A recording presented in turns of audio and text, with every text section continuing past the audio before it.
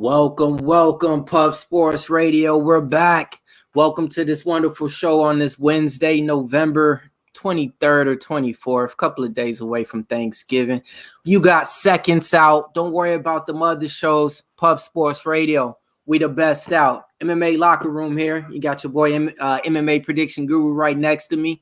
Lenny couldn't make it. How you doing today, Guru? Yeah, good, man. I mean, we got this card, and then we got Thanksgiving tomorrow, so that's something to look forward to for sure, man. Hell yeah, man. Speaking of Thanksgiving, man, shit. Yeah. We definitely got some thanks to be given for last week. I mean, moved on up in the Mecca competition, so survived another week in that. Thankful for that, Definitely thankful for some of the bets that we cashed in on too. But before we get into that, though, man, just give you guys a rundown on what we're going to be covering today. Of course, you got UFC Blaydes versus Derrick Lewis coming up this Saturday. So we're definitely going to be giving you guys our picks and predictions on there, maybe a few bets to play on there, maybe a parlay to get paid on. We're going to be going over Bellator event from last week, the AJ McKee fight versus Caldwell. That pretty much ended within 2 minutes.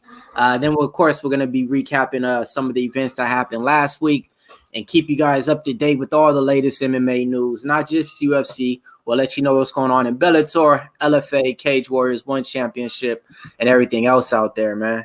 But shit, first off, man, before we do that, man, let me give some love to the people in the chat, man. So, I mean, yeah, it pays to be first. So you got your boy Alex Ramirez in there, first one in the chat. You got Big Show Picks. What up, man?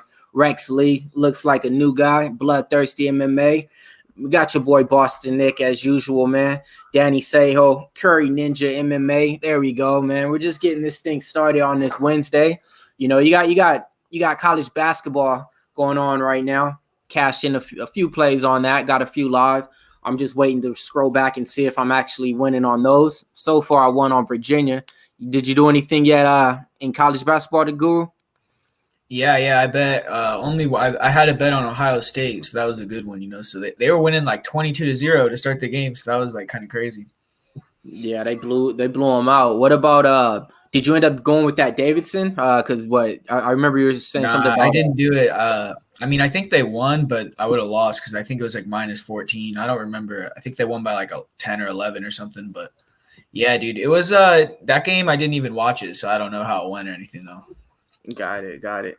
Yeah, man, that's the beginning of that right there, man. So let's get into it, man, real quick. UFC 255, man. Let's do a recap on it, man, just to go over some of the fights, some of the plays, some of the unexpected things on, some of the wins and everything like that. Let's start off with the main card real quick. I mean, this one right here, this one was just a shoe-in right here. Went the same way as a lot of people predicted on there. Paul Craig took the win over Shogun right there. What you remember about that fight?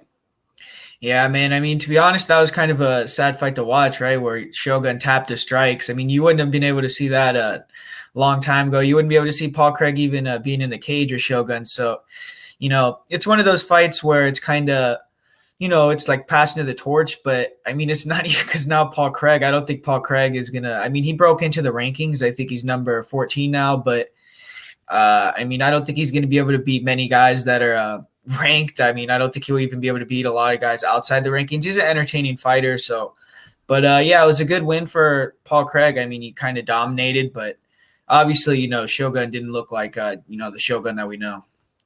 Yeah, man, it was a good play for me on that one. I locked him up at a -180 on there. I had a half unit on him, just a little play on him. Yeah, I mean, it really wasn't even a big play on Paul Craig. It was more of a fade on Shogun, and it just shows you how MMA and gambling goes because the fight before that I took Shogun over Lil Nog and cashed in on that, and he was a heavy favorite against Lil Nog. He was like a -200 favorite on that, but yeah, so I mean, shit, that was definitely that went as expected on there. Next one, though, I mean, women's MMA, this one didn't go expected for a lot of cappers out there, but it looks like you actually got it right on this one. Cynthia Calvillo versus Caitlin Chokagian. How'd you play that one? Yeah, man, I actually had a couple units on Caitlin Chokagian. I was pretty confident in it as well, just because, I mean, I understand that a lot of people were real high on Cynthia, and I think it's kind of a little bit of recency bias as well, like because Caitlin obviously got finished in 2 of her last 3 fights before that, and she got finished by Andrade like real recently. But I mean, I thought, like, when you look at it, Cynthia Calvillo fought at 115. She's kind of not really great at getting on the inside. She doesn't really set her shots up. So it kind of reminded me of like the matchup, like Jennifer Maia versus Katlyn Chookagian. And when you watch that fight, Katlyn Chookagian just dominated Jennifer Maia. So I kind of thought it was going to be a little bit similar. And it was. I mean, I feel like Maia even did a little bit better. So it was a good fight. But yeah, I mean, I feel like Cynthia, I'm not sure if she's going to be able to do much at 125, man. I mean, I don't think that she should be in that weight class because she just doesn't look that big to me. So I feel like, she should maybe try to go back to 115. But I mean, I'm not saying she can't be in the top 15. I just don't see her ever like competing in the top 5 at 125. What about you, man? You think she could do anything in the division? Well, I mean, it's a little bit shocking on me because that's why she's there right there. Like she was pretty much like one fight away from a title fight. Everybody was penciling in, when she came down to this weight class. But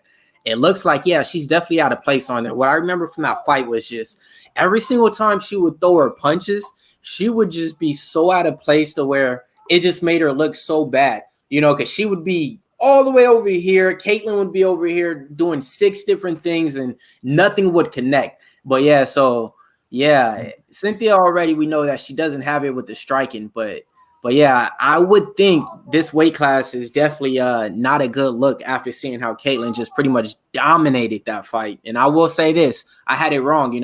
I made money with Cynthia before. I actually like the way that she fights, everything like that. So I had a play on her, but yeah, definitely didn't win on that one. That was a one-sided mollywop on that one, man. And and on that, I wouldn't even say that's women's MMA. That's just pure skill over, what you don't have, making up for it in your height and weight and everything like that. So I can't say that that's just women's MMA. So I'm not gonna play the part on that one. That's just one dominant fighter against another. Speaking of that, I mean, god damn, man, this guy, Mike Perry, man. I mean, shit, we all know where he's going to be for Thanksgiving, man. He started that shit early, man. Came up overweight by 5 pounds. Now the videos is out, him eating hamburgers. The list goes on. Tim Means came in there, hefty underdog, plus 125, I believe, on the books. I got him at, I think, plus 115 on there. When I thought about it, I didn't think too much about betting for Mike Perry. I mean, Tim Means, when it comes down to it, a straight boxer, a straight technique guy. Mike Perry is just horrible with technique. I mean, he can land some stuff. The one thing I do give him is cardio and stuff. But to me, that was an easy play on there, man. I think a lot of people, though, was playing Mike Perry. Yeah. I mean, yeah, like Tim Means boxed him up, man. It was kind of like a clinic, except for the first round. I mean, Perry did almost have that choke. That kind of had me a little bit nervous because, I was on Means too, but I felt like Means was conserving his energy a little bit there, and he was able to turn in eventually and ended up dominating the fight. But yeah, man, I mean, Mike Perry, you're talking about, you start Thanksgiving early, but where do you think he's going to be in a year? You think he'll be in the UFC or bare knuckle, or what do you think he's going to be doing?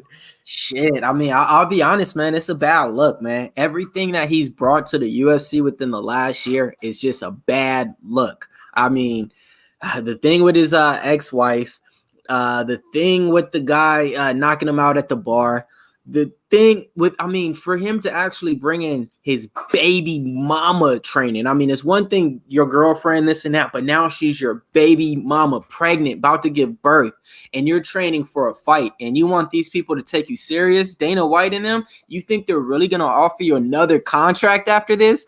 Like, it's a bad look. That's what I'm saying. It's a bad look, and it's not happening. So, yeah, bare knuckle, I would say he's too big for Bellator. Like he's not gonna go to Bellator, So I would definitely probably say, yeah, bare knuckle. He'll go there and be like, the poster child, per se. Yeah, man. It's not gonna be UFC. Yeah, man. It's hard. It's tough too because it's like he's fun to watch and he's had like showed like good fights before. So it's like I still think he could be good, but it's like you said, he's training with nobody. And it's like, I don't know, like if he gets with the training camp and does his thing, he could maybe, get back into it. But yeah, I don't know, man. I mean, let's just play this some little time for a minute. the last 2 years before we all knew Mike Perry, we knew him with the braids. We knew him walking out to Meek Mill, you know, tatted on the eyes, you know. He was 1% African, you know, because he had it in his blood, so he could say the N-word, you know. So I'm like, all right, you know, I seen his fights with Max Griffin and stuff like that. So I've been kind of like, you know, backing the dude a little bit ever since I seen him and stuff, because I like his little stupid character sometimes. But now when it turned to the training aspect of it and everything, nah, man, this is a whole different thing, man. Like before, he would be with his boys. He has one guy, I think Phil Rowe, I think he trains with, or somebody like that, or somebody like that got into the UFC from the Contender Series. That's the only guy I ever seen associated with him, besides that bum Nicholas Spartan or whoever that guy is, Andrew Nicholas. That guy, you know, like so Mike Perry, man, like, yeah, I can't back that no more, man. I can't back that at all, man. Not at all, man. So we'll move on, man. On to this one though. I mean, is Valentina really bulletproof? Because she wasn't bulletproof in round 1 versus Jennifer Maia. How did you see that shit in round 1? Yeah, man. I think it was the second round, but yeah, it was crazy. It was like I was surprised that she was able to win a round, but after that, it was kind of like Valentina only really lost that one moment, like that one like couple minutes of the fight, and she looked pretty good at the end of the fight. Though, like I feel like I don't know if it was like bad fight IQ or what, but I feel like if she kept it standing, she maybe could have like knocked her out, like because she was like landing so many shots, but she kept going for the takedown. And Maia's a black belt, so she's good at, you know, defending on bottom and, you know, not getting finished. So she was able to kind of ride it out. And you know, she was strong too. I mean, she was stronger than Valentina. So like she was able to hold her against the cage and kind of muscle her in some places. But I do feel like, yeah, I mean, what do you think? You think like Andrade could give Valentina any issues or not? Hell no, man. Nah, you don't think so? Man. Nah, man. Andrade and Valentina. Nah, Valentina's gonna pick that apart, man. Just like Joe Jacek did with Andrade and stuff. But this is the thing right here. Bro, how my book didn't have this, but I know everybody that seen us on the live chat, you know, we did hit the 15K numbers on the live chat, you know, shout out to everybody out there. But what about this? Shevchenko went to a live bet to a -220, and people didn't hammer it. People didn't hammer it though. That's the craziest shit about it. Think about that. She dropped to it -220, the lowest you will ever be able to get her in her life, unless she's facing Amanda Nunes, and she's probably going to be the underdog. But people didn't hammer that. When I mean hammer that, that's that. If you got $1,000 or 800, you put that on there. You put 500. You put whatever you can, you know, in a sense, and you just say, hey, whatever happens, happens, you know. So I couldn't do it because my book didn't have it. But shit, were you able to hop on it?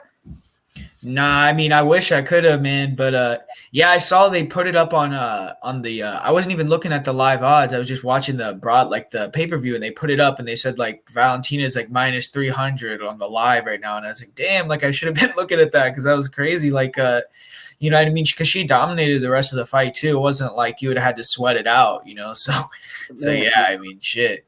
Man, I know Billy parlayed it with Fig, I think. But that because he parlayed it with him. But even at that point, I mean, I would have just been like, F that parlay. Like you parlay that too, but that's that just put whatever, you know, put 300, put whatever you pretty much got on your account that you can for that week of betting and just do it. Cause I couldn't believe that shit when that shit happened, man. I couldn't hop on it. It was like when Khabib hopped all the way down to I think like -220 or some shit before the Justin Gaethje fight or some low number, you know, like, but yeah, man, that was that time right there, man. Couldn't believe that shit. You went from a -2,000 favorite to -200 live betting, man. Yeah, man. So main event, I mean, fuck, what is he? The god of war, the soldier of war, the what the fuck, man? The hairdresser, the sushi cook chef guy, man. Fucking Davison Figueiredo, man. This guy is the real deal, right? Yeah, dude. I mean, like you said, this motherfucker could do it all, right? And he's slick. You know, he's coming in with the shirts like all the way down with the gold chains, and he has the, you know, the championship kind of aura about him, right? Yeah. And I like the fight. I mean, I predicted the first round submission because when you look at Alex Perez, man, I mean, he's been finished in the first round 5 times now, and he has a lot of first round finishes. So I was just kind of, feeling like, fuck, like, dude, like Perez might get finished in the first round again because he kind of goes for it. I feel like Moreno, it's going to be a better fight because he's a little bit more patient, I believe. Like he's still kind of like, he's fun to watch too, but I think he's going to have a better game plan. I don't think he's going to try to go in there and shoot takedowns and just like leave his neck out or, but that was slick the way Davison went for that leg attack, then locked in the guillotine. I mean, man, he just put a clinic on the guy. So yeah, great fight, man. Yeah, I mean, shit, he opened up, I think on my book, minus 280. I was like, I actually didn't think it was a bad line. Just keep this in consideration because he was minus 240 versus Joey B the second time around. So if he's minus 240 versus Joey B, minus 280 versus Alex Perez, who definitely ain't fought nobody like a Davison Figueiredo or nothing like that. I didn't think the line was too bad. I didn't play it by itself. I parlayed the shit out of him. So I had him in every single parlay pretty much to where at the end of the night, I just needed him to win. And I had Perez maybe in like 1 or 2, just to hedge and shit. But yeah, I mean, easy call on there. I missed on round 3 starts, man. Fucked me over on that shit, man. He got him out there in the first round. Now what, he's turning right back around. What is it? I think it's December 16th or December 12th versus Brandon Moreno now. Yeah, man, that's crazy, right? You think that's gonna do anything with him having to cut weight like that much in like 2 weeks? Like, I don't know. It seems like he cuts a lot of weight. I feel like that might affect him a little bit, but you got to feel like he's gonna be like a decent favor, because I mean, I feel like Moreno, he looked good in his last fight too. I mean, we didn't really talk about that one because it was on the prelims, but yeah, what do you think about Moreno's performance against Perez? Man, exactly. That's exactly what we're gonna say. I mean, the reason why that fight just worked out so quick is because both of them didn't take any fucking damage in there, and they got their opponents out in the first round like that. I mean, Royval went in there, and I think he popped a shoulder blade or some shit like that. Freak accident or whatever, freak injury or whatever you want to call it in that shit. But yeah, he got rid of him real quick. I was on Royval in there. I still would have liked to see how that fight would have played out. Because I actually feel like that fight was a fight that just didn't happen yet. Like, it didn't actually play out like that. But shit, yeah. So, I mean, now that's just going to be matched up real quick. I actually think, okay. So we got right there. They're saying Fig is 290. I don't agree with that, man. I don't agree with it being that wide. Damn, minus 290. See, and Moreno, we all know Moreno's game, just like Figueiredo is, to where, they're gamers, to where, they're going to lay it all out there. So, shit. Minus 290, man. Yeah, and I think it's just probably going to end up going up in time, right? Yeah, I mean, what do you think? You think, like, I feel like it shouldn't be that high, though. Like you said, he was minus 280 against Perez. Like, I feel like Moreno would beat Perez, man, but maybe, I don't know. I mean. Yeah, that's an easy one. Yeah, I think it's just the whole shit. Like, I think people is actually backing Fig right now as can be one of the best in the division. Watch this, I guarantee you. Let him get the win against Moreno. Let him beat Cody when he comes back, and watch them start saying, "Oh, he's better than DJ and this and that," and and he's gonna be up in one of those conversations. Guarantee you, with like 2 more wins in this weight class right now, people's gonna start saying DJ, and when they say that, I'm gonna say, "Come on, bro, DJ had like 11 title defenses, I think, or some shit like that." Like, or but yeah, I mean, Fig's a bad motherfucker, man. I like him, man. Yeah, man. I mean, that would be sick if you could get DJ to come back and they could do that shit. That would be sweet, man. But I don't think that'll ever happen, though. Yeah, shit. So that was that. What? Real quick, early on the prelims, what was some other prelim plays that you had on there that you cashed in on? I know I had Kyle Dawkins in a parlay, and I actually had a bet on both Shevchenkos in a parlay too.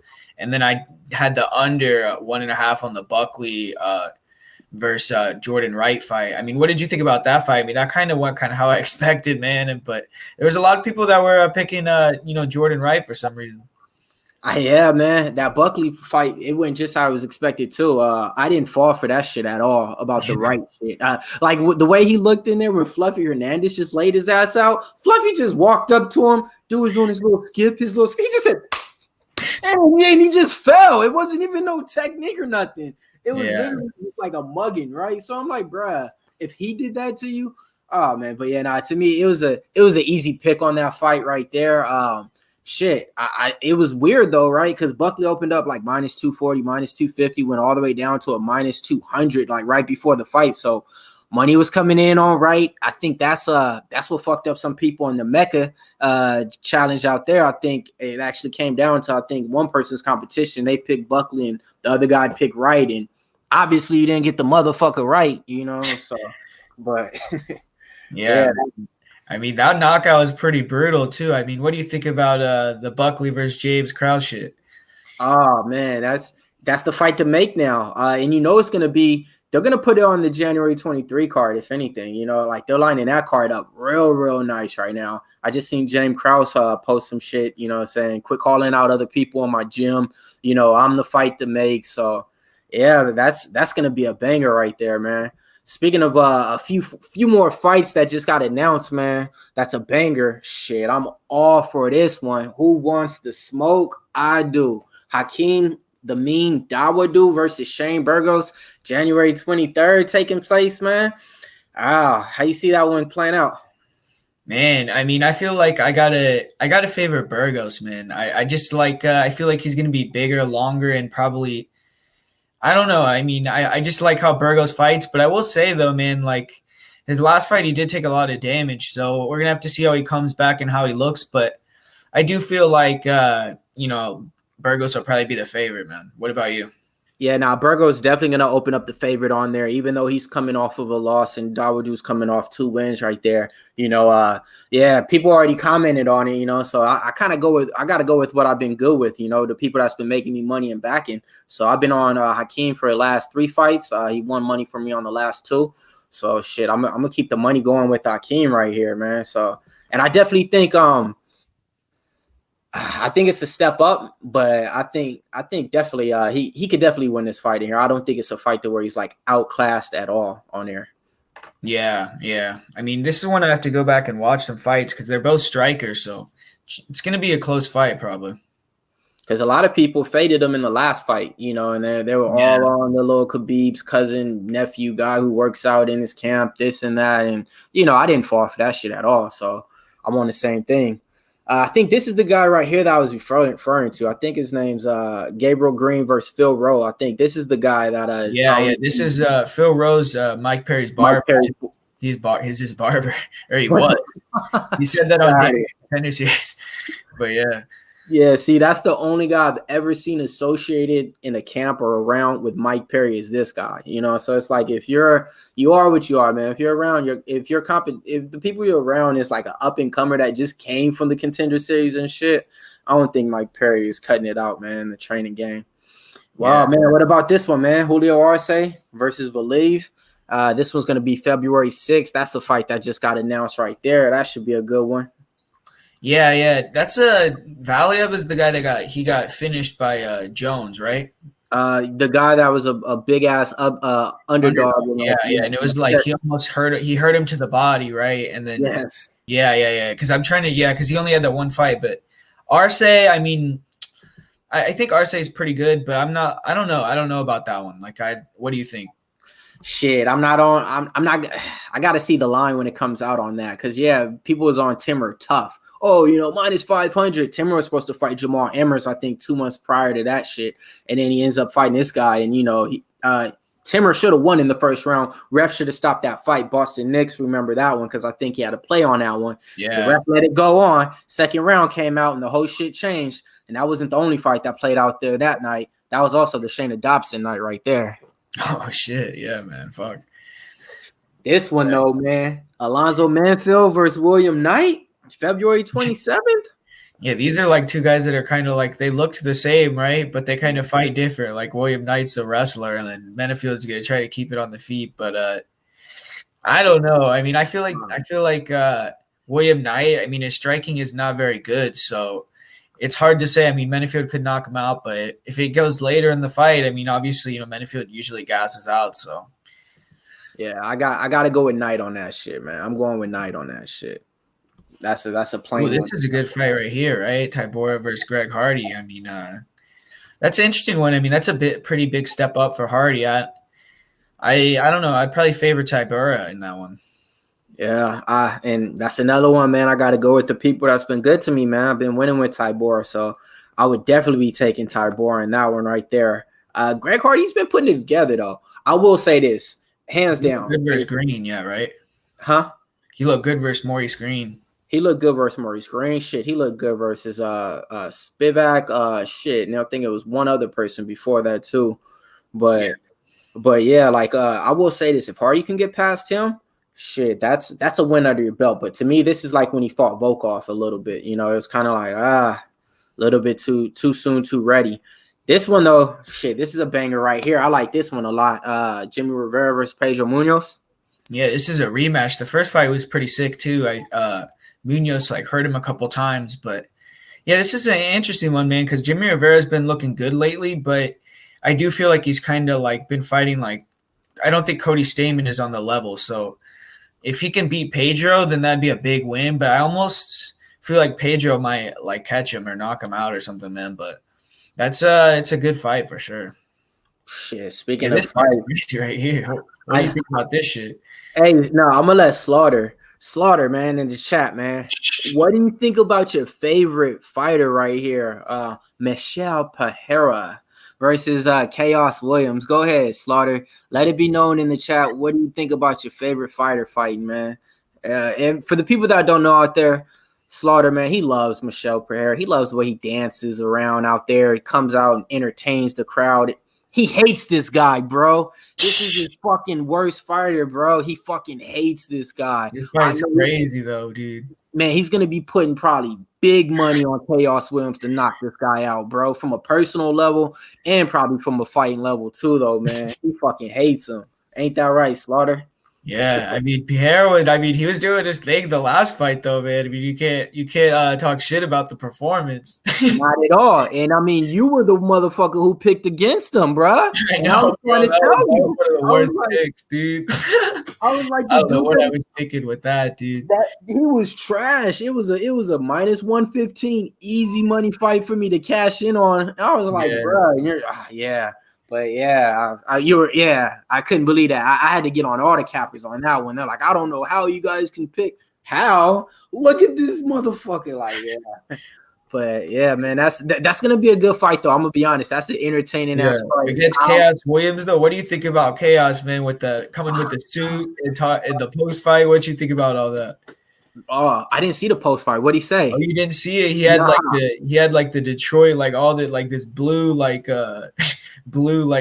suit, like it was pretty cool. Okay, like blue pinstripe, right? Yeah, and he was like talking about like like motivated people and like oh yeah, so it was a good interview, Got it. Oh, okay, so I gotta watch that shit then. Yeah. Oh damn, now we're getting to some real shit right here, man. Tell him about this one right here, man.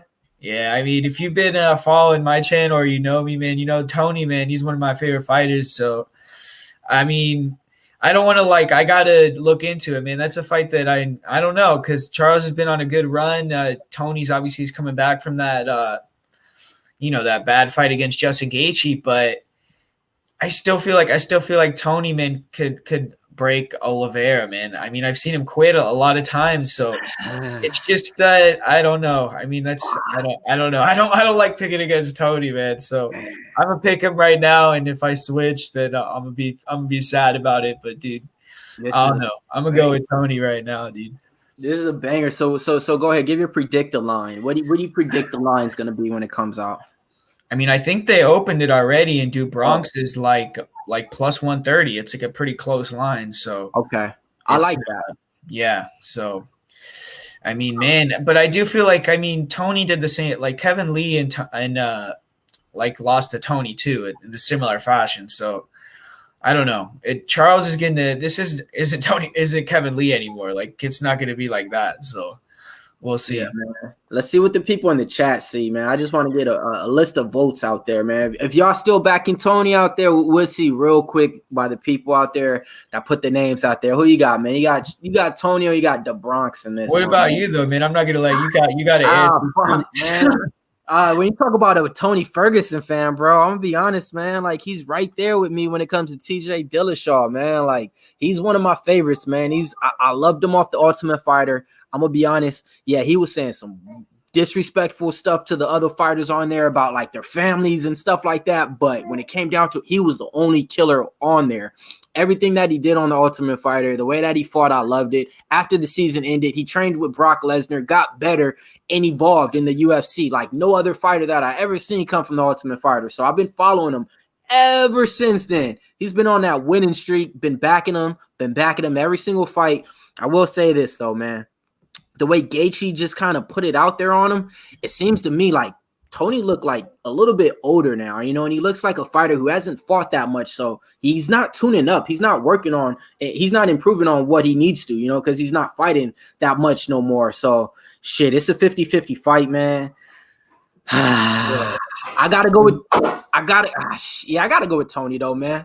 I gotta go with Tony on that one. Man. Like, God, but like, I don't know, man. Tony, the way that he's like talking now, like, I mean, I guess he always kind of talks similar, but it seems like he maybe he's still motivated. You know, like some guys they'll lose like that. Like if you lose like that, like you can lose some confidence, man. But Tony Ferguson, like you can't see he didn't lose any confidence at all. Like he's still the same, like talking shit, calling everyone out. So that's good to see. You know, he still has the same mindset at least, even though you maybe slowing down a little bit, like in the cage, like physically, like you said. So, you know, the mindset, it could still bring him a long way, especially against a guy like Oliveira. Because, like I said, I mean, Oliveira is a beast, and he's been dominating recently. But if you go back to some of those fights, like Max Holloway, when he fought Paul Felder, when he fought Ricardo Lamas, I mean, he has a lot of fights where he kind of, when it gets tough for him, you can kind of look for the way out. And, no, you're right. I mean, when you look back on the record, definitely about him. But, I mean, you don't think he got over that a little bit? I think maybe he got over it, but this is the other thing. It's not like he's just going out there and dominating against top guys, you know? That's the thing about his little win streak, too. He's not just fighting people that were like, oh, shit, he beat him. Oh, shit, he beat him. You know, so, man, it's going to be a great fight on this one, man. Real quick, though, man, I want to give a shout-out to all the people out there, man. We got 50 live viewers out there on this Wednesday, man. Let me give some people in the chat some love, man. We got Chris Walker. He's on Oliver. We got Robert Hilero. He's saying Tony with the one weight cut. That won't work. You got Billy Brisbane up in there. You got Gerardo Hernandez. He's saying Oliver not the same power as Gaethje. Not at all. And he doesn't even fight the same as Gaethje. So it's gonna be an easier match for Tony all day. You got Ali Abdul, one of the OGs in there. An angry Tony is a dangerous Tony. I mean, shit. This is the other thing. We never seen Tony coming off a loss, honestly, because he was on like an 11-fight win streak or some shit. I want to say. The last time he lost, he won 11 in a row after that. So and that was to fucking Michael Johnson, right? Yeah, Michael Johnson. Yeah.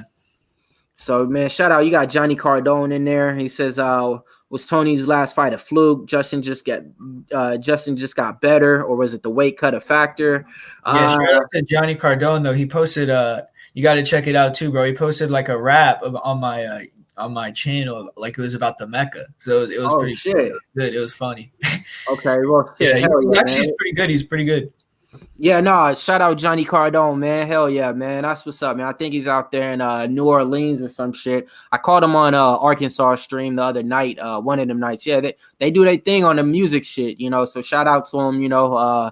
Yeah, you know, he got that voice too. So I definitely think if you guys like music and everything like that, you definitely want to check out Johnny Cardone's YouTube page and everything like that. Shit, if you want to check it out, check out MMA Guru's YouTube page right now to check out the rap, man. He laced it right there for Mr. Arkansas's channel. The Mecca competition is going on, and man, it's shit going on. It is, man. So yeah, we're going to keep moving on down this real quick. But yeah, that was it right there, man. I just want to wrap up some of the new fights that definitely, you know, I want to get you guys up in tune with, you know, to go over, man. But I think that's one of the ones right there. Shit. And then you got Kevin Holland versus Jack Hermanson real quick, man. That one's right around the corner, though. The line opened up on Jack Hermanson at a -240. How do you think that line is right there? Is that warranted? -240 for Jack Hermanson? I don't know. I mean, Holland, I mean, he's obviously been winning a lot, but when you look at his fights against grapplers, he has gotten taken down a lot, you know, like against Gerald Mearshart when he fought, I can't remember, but he's fought a couple other guys that have been Brendan Allen. He submitted him, but I feel like it's maybe warranted, maybe, but I wouldn't bet on Hermanson at that line if you get what I'm saying. Got it. Yeah. Hermanson isn't a trustworthy guy, over minus 200, but I still don't know if I would say that's like a bad line. If you know what I mean. I see the matchup wise. Big Holland fan here, but shit, I'm a bigger Hermanson fan when it comes to actually liking the way that he fights and goes for it, especially a fighter when you got money on him. Hermanson's gonna go for that sub no matter what. He reminds me of Ryan Hall in a sense, to where it's hey, no matter what he has to do, if he has to get on his back real quick to get this leg, he's gonna do it to try to get the submission. So I think Yeah. Holland though, he's won how many fights in a row this year, so he's been doing good in terms of that. But I do feel like this is a huge step up. He's been fighting Charlie Ontiveros and guys like that. So Hermanson, if he could win against Hermanson 5-round fight, fuck, he'd be right there. He'd probably be coming up for not a title shot, but a top 10, top 5 guy. So yeah, I think I kind of favor Jack Hermanson to get it done, but I wouldn't be shocked if Holland got a knockout. Yeah, no, I agree, man. Yeah, if Holland gets that win right there, I think he'd be 1 or 2 fights away from probably damn near a fucking title fight at that space, especially, with the beef going on with Stylebender and him already right there. So yeah. Right? Forgot about that. Yeah, they were talking shit in the cage and all that, yeah. So shit, yeah, but I think that's a good fight right there, man. I like that. I got some other plays on there that I was looking at too, but we'll get over that next week, man. So yeah, man, we're gonna kick it off right now, man. UFC, what is this? Fight night 15 or something. 15 yeah, Vegas. Coming up. Okay, UFC ESPN 15. All right, whatever it is, man. We're gonna start it off a little bit different right here. Starting off, we got one fight I believe that's got canceled off of it.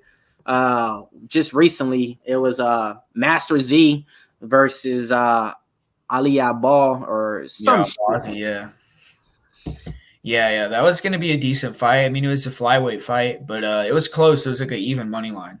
Yeah, that was a fight I actually had a little play on. So now that's off the card. So you know how it goes. Gotta find another way to make money on this. So shit.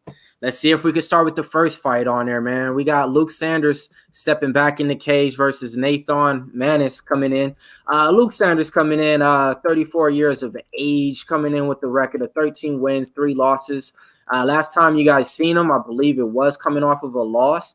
Then you got Nate Manis coming in right now, 12 wins, 1 loss right now. I believe last time we seen him, he was coming in off of a win over Munoz, I believe. Yeah, Johnny Munoz Jr. And I think Sanders, if I'm not wrong, I think his last fight was that fight with Barral where he got the knockout. But yeah, when you're looking at Luke Sanders, he hasn't fought, like it says right there, in 21 months. So that's almost 2 years. So he's been out for a long time. And also he asked, already for this fight, it was supposed to be at 135, and he asked for it to be at 140. So for me, that's kind of interesting. It could be like a red flag. I don't know if you could say he's struggling with the weight cut or what it is, because I don't know why he would need, the 5-pound weight allowance. But when you look at the fight, Luke Sanders obviously has a lot more UFC experience, but I just don't think he's a high IQ guy. I don't think he's going to use the experience. So I feel like it's going to be a striking fight. Luke Sanders has 1 takedown in 6 UFC fights. And Manis, he's going to be a lot longer. He's going to have a much longer reach. He's a lot taller. He switches stances. And you already saw that southpaw look, Andre Sukumtad. He landed that straight left hand down the middle and just nuked Luke Sanders, knocked him out. So, I've seen Nathan Manis do the same thing. I've seen Nathan Manis knock out Jesse Arnett with, one shot straight left hand. He's had a lot of one-punch knockouts. So he is a guy that has big power. And Manis is one of these guys too, who he's had he's had his whole career. He's had a full-time job where he's been working. And this is his first camp where he's quit his job. He's training full-time. It's going to be at his weight class again at 1. It was going to be at 135, but at least it's going to be at 140, not 145. He's going to have a training camp for this fight. So I just feel like, I mean, he's a lot younger. Luke Sanders is almost 35 years old. This is a low weight class. So I just feel like Nathan Maness is going to catch Luke Sanders when he opens up trying to close that distance and knock him out. So I actually even actually put a half unit bet on Nathan Maness by KO. It was about like plus 500. So, that's a decent play in my opinion. I feel like the under as well is pretty good. So I got to go with Nathan Maness on this one though. Liking what I'm hearing so far, man. So yeah, I mean, I got a one play on Nathan Maness. Just underdog money. I got him at a plus 120 on there. Luke Sanders, I believe, trip on this. So let's just get down to the betting aspect. I believe Luke Sanders opened up the underdog and then got bet to the favorite, if I believe, on the line. Now I believe Luke Sanders is at like a minus 130 on there. Yeah, I like Maness in this fight, man. Just Luke Sanders, he doesn't do too much stuff that ever impressed me in any of his fights. Yes, he does have a high strike output, but doesn't shoot for the takedown. So that's always one thing, that always gets me in a fight. I look for fighters that's multi-talented, not just one thing at it. And on this, so I mean, shit, I got him a little play on there. I did another play though. How do you feel about this? I got fight going the distance on there, and I think I played out a minus 145. I think it's gonna go the other way, man. I feel like it's gonna be like I feel like it's gonna be more of an explosive fight. I mean, Luke Sanders, he doesn't really go to decision a lot, So I feel like it's gonna be a finish either way. But yeah, I mean, we'll see. Shit, Luke Sanders, okay, but my boy Maness though, out of his 12 wins, 6 he got 2 KOs, 4 submissions, I want to say, and the other 6 decisions. So all right, like he has half his wins off going to the decision. So that's how I kind of played that one. But man, god damn it, motherfucker. All right, man. So we'll see how that one plays out on there, man. But hey, I'm loving what I'm hearing so far on there, man. We both got the same fighter on there on the play. So that's coming off good right there. Oh, and who do you have in the mech? You don't got to worry about it this week, motherfucker, huh? He got that immunity out there, man. Yeah. Straight immunity. I'm going to be in the final 8 already. So damn, he's already there, folks, man. That's what's up, man. Again, man, you guys need to check it out, man. Mr. Arkansas, he goes lives probably about every two nights, one of the wildest motherfuckers in MMA. It's not that watered down paper baloney shit that you're used to wearing and hearing. So you definitely want to tune in. He got a whole fucking cast of members that's in there that's going to keep you entertained. So definitely, man, they're going to be in there joking on people. It's all type of stories that's unraveling as we see day by day. So definitely want to tune in to Mr. Arkansas. Shout out to all the 54 likes in there, man. Big show picks, man. Let's keep this shit going, man. Shout out to everybody out there, man, on this Wednesday, man. Keep it going right here. On to this next one, man. Let me see who we got coming up. Next one coming up, you got Malcolm Gordon versus Zhumagulov right now. So on this one's going to be taking place. Zhumagul's 12 wins, 4 losses. Shit. Fight of the identical records. Malcolm Gordon coming in with 12 wins, 4 losses. Betting favorite, you definitely got money on Sue. Opened up at a minus 335 favorite. Malcolm Gordon, we all remember him, I think, from his last fight. His debut in the UFC didn't look too good. I think he got choked out, if I recall right. Sue on the other side, shit, we haven't seen him in a year or two. And I will say this, man. Yeah, last time we did see him, he looked good against Aju Sukumta. Man, I like Aju Sukumta, man. Shout out to you, man. Even though that I actually had a little bit of money on him in that fight on the underdog and shit. But it's been off for like a year now. So what the fuck has Sue been doing, Guru, in this year? Yeah, I mean, actually, I've seen him, though. He's been at Tiger Muay Thai. I've seen him training with, like, some Russian guys. So, I don't know. Maybe he's trying to get better. I feel like guys that are, like, his age, like 23, 24, 25, the breaks aren't that big of a deal. I mean, they're still maybe not, like, the best, but, he's not old where I don't think he's going to, like, lose his skill set or anything like that. If anything, he's going to be, a little bit better. So, I do feel like Malcolm Gordon, I mean, I was really high on him when he came to the UFC. I'm not even super sure why, because I just feel like I liked like his offensive skills, man. Like he has like some of these sweet knockouts. Like he has a lot of speed and power. Like he'll have like these double jabs. He'll switch stance and hit like a left cross and just knock the guy out. And he has a few like real slick submissions as well. So Offensively, I mean, he's a good fighter. Like if he can go forward and boss the fight, like be the hammer, but he doesn't really have a lot of composure, man. It doesn't seem like he has a good chin. Doesn't really react well with forward pressure. So, I mean, he's been knocked out a lot of times. He's been finishing the first round a lot of times. But Zhumagulov too. I mean, he's been submitted in all 4 of his losses. So if this fight gets to the ground, I mean, it definitely could be you could be in a little bit of trouble. You know, you could get submitted because Malcolm Gordon is a black belt that's pretty good, but on the feet, I got to favor Mudarji like heavily, and Malcolm Gordon isn't really the best wrestler, so I feel like Mudarji probably will do something, get him out of there in the first round. But like if it gets to the ground, like I said, I mean Gordon is definitely alive. So with the line being that wide, I mean I don't know if I would trust Mudarji like as a parlay piece or anything like that, but I do feel like he's probably going to get the win in the finish. Hey, Guru, don't worry, man. Your boy MMA Locker Room got you right here. So you're right, man. With that line being that wide, you don't want to do that. Here's what you want to do. You want to play Sue inside the distance at a -130 and thank me later. That's the play on there I got on there. So, you know, I got a little prop on there. I got Sue inside the distance at a -130. Feel pretty confident in it, you know, just because we have seen Gordon get finished before. Definitely, I wouldn't put Sue in parlays at a -300. Shit, you all seen what happened with Klosky or whatever that guy's name was last week that killed everybody's bankroll. And he was at like a -400 when they was parlaying them. So I would probably definitely play a prop like that. Or, you know, even play a fight not to go the distance. What do you feel about that? Yeah, I agree. I mean, I think either way, I don't think this fight's going to go to decision, man. I don't see it going 3 rounds because, like I said, I mean, I don't know if Gordon's ever lost by decision. I don't know. I know Mudarji for sure has been submitted in all 4 of his losses. So both of these guys, I don't know if they've ever – if Gordon's lost by decision, it's only been like 1 time. So, yeah, I feel like this fight will probably get finished, man. Okay, cool shit. Then we got a next fight that just got announced that got put on the card. This one was a short replacement fight. This one, you got let's see here. You got Kai Kamaka coming in, making his debut. Oh shit, not making his debut, making a quick return back. We seen him about 3 months ago. Versus JSP. No, motherfucker, not GSP. JSP, man. Jonathan Pierce, man. He's coming back, man. So he's back in the UFC.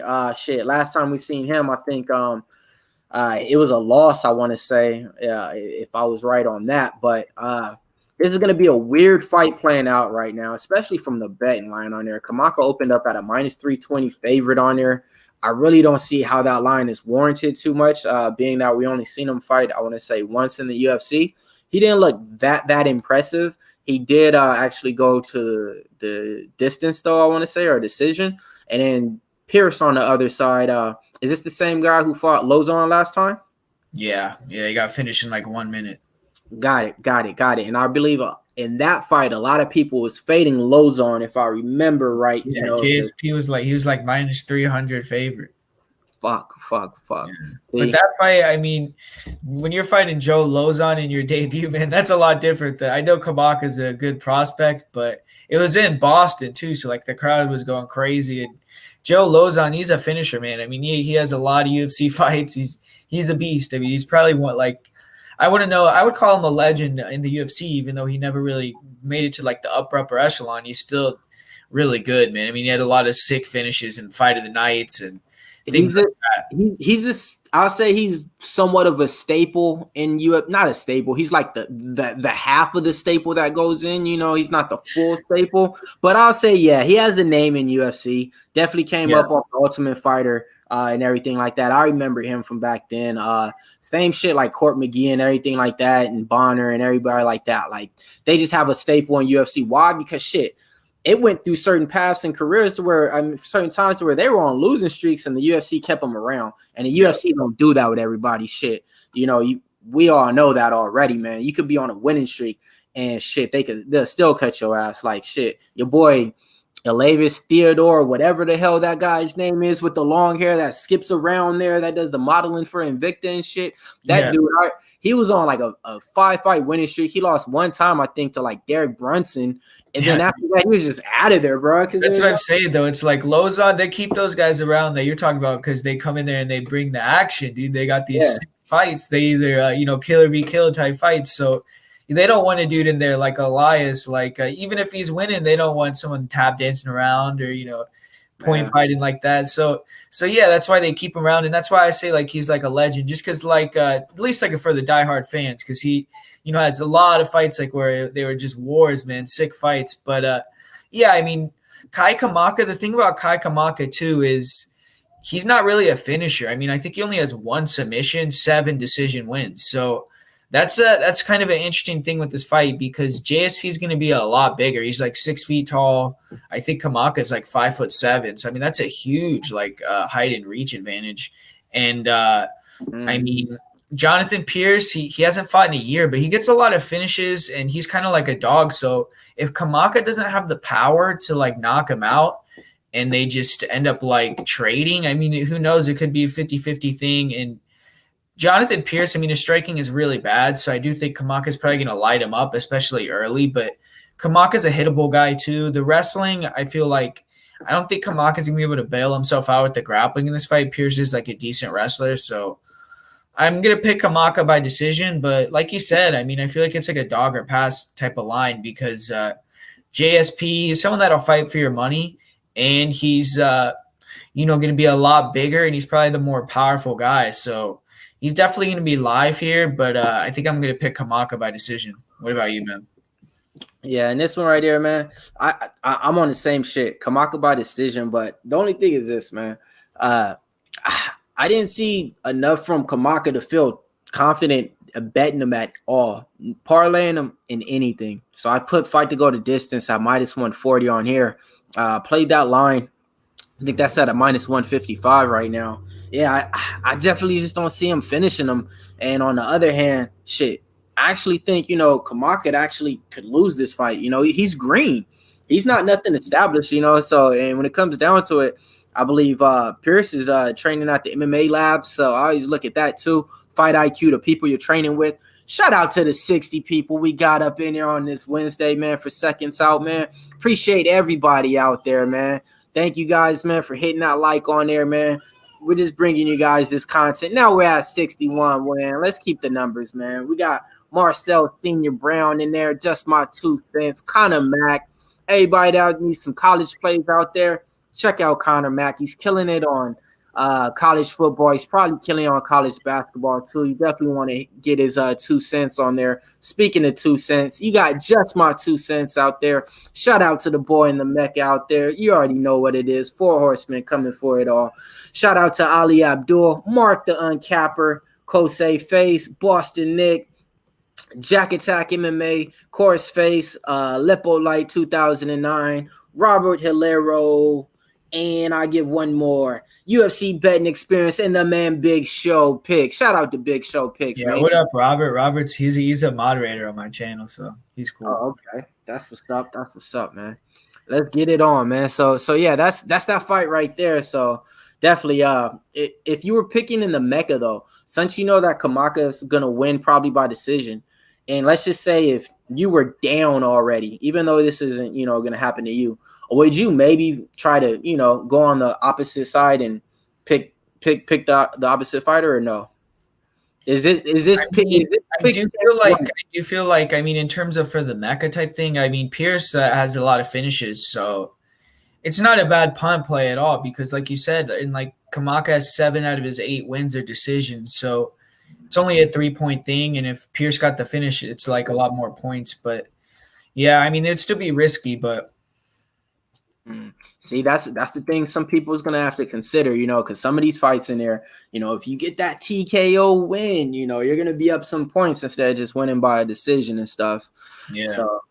So shit, you ain't got to worry about that, though. Oh, man, moving on down the card. Let's get it on, man.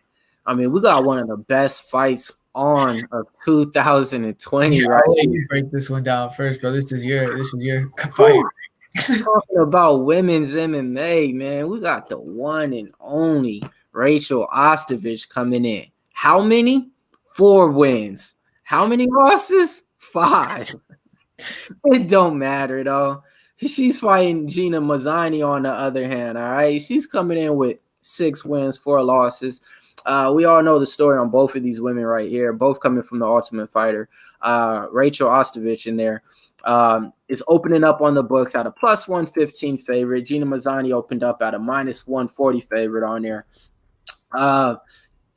2 different fighters, 2 different fighting styles on there. Gina Mazzani is definitely going to try to keep you up against the cage, keep you in a tight clinch, grapple up against you, put her body weight up against you. Dirty boxing, good jiu-jitsu, and so forth, stuff like that. On the other hand, you got Rachel Ostovich. I'll just be honest, man. I think her path to victory, she can maybe get it by submission in here. And when it comes down to it, I don't think Rachel Ostovich is that bad, man, of a fighter. I mean, I could be being biased, but I just don't see her losing to Gina Mazzani on there. So the play for me right here is Rachel Ostovich on this one right here, man. I got a little play on there. I plus money on here.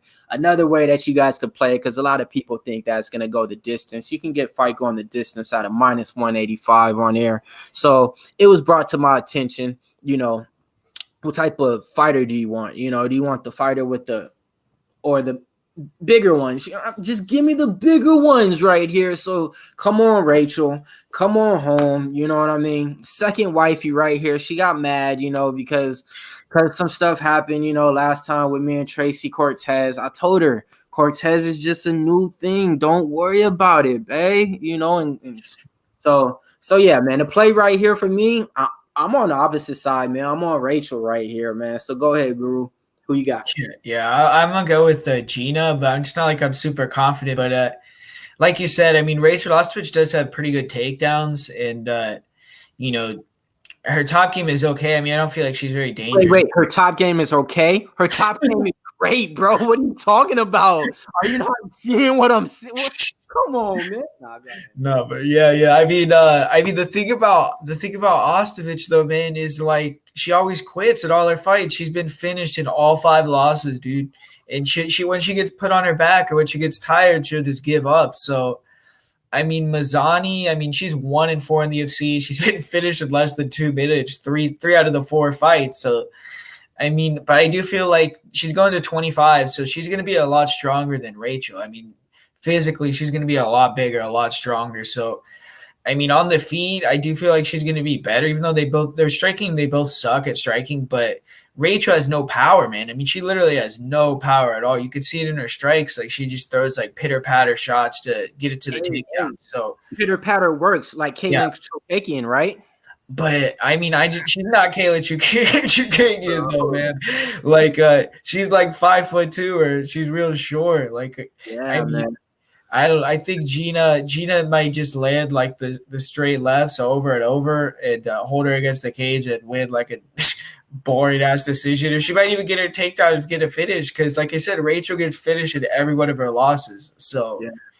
But Rachel was off the steroids though, bro. She's coming off the suspension and all. So come on, worse, right? She doesn't have the whatever she was taking anymore. I don't know. Yeah. Now the thing I hate about it, man, is her camp, man. She trains at some camp named like Christian Church MMA or something. It's her dad's gym. She trains like with her dad, bro. And like she fights with like her family still, and it's like if your family was really that good, we would know about them, the Ostoviches and this and that, So, man, she needs to get on out of there. But on the other hand, I will give it to Gina Mazzani. She does train with the better camp, Extreme Couture, stuff like that. She's been around. But shit, she was also doing some wrestling stuff like that. I'll be honest though, man. When I see Gina Mazzani, I just think trash. When I think of Rachel, I think at least she can get better and improve, But this is the sad part. By scrolling off the Instagram, as we usually do to check out how everybody's doing and stuff, I'm not going to do it this time, but we all know she's not working out, man. Not at all. She's over there doing the beach poses. And matter of fact, hold on, man. Let's get to it real quick. Let's see what fighters doing what recently, man. Why not, right? And this is the perfect fight too. So let's see who's doing what. There we go. Pops right up on there, man. So yeah, man, we appreciate everybody tuning in right now on this Wednesday. We got Thanksgiving coming out, tomorrow. So we will be covering, I think, maybe a football game for you guys, but let's see what the girls doing real quick, man, because like I said, I always go off of the people that's, when I scroll their Instagram and stuff, they're in the gym, they're training, they're doing something, improving. So I don't think she's gonna let me down, bro. Like, I think Rachel is not gonna let me down. Like, honestly, like, let's see. Let's see. Got it. Okay. Oh, you're training. Okay, that's just one though. That's just one picture. She's definitely not training there. All right. How could y'all even? Okay. All right, let's see. Okay. All right, she's boarding the flight. Okay. Oh, she got her daughter with her. How cool, right? Oh, I get it. Yeah. Okay. Cool. All right, cool. Next video. There we go. Wait. Okay. Kettlebell. Like, okay. That's one. All right. Let's keep going. Wait. What? Okay. Got it.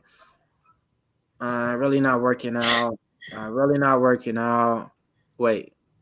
You're not working out like that, bro. You got too much. All right, cool. What? All right, man. Let me just a few. All right, cool. All right, so by doing the tape study, man, she's not working out. She's not improving. She got suspended for being on PEDs or whatever, and that whole time you should have been working out on that whole time. In the other hand, let's see Gina on the other hand real quick.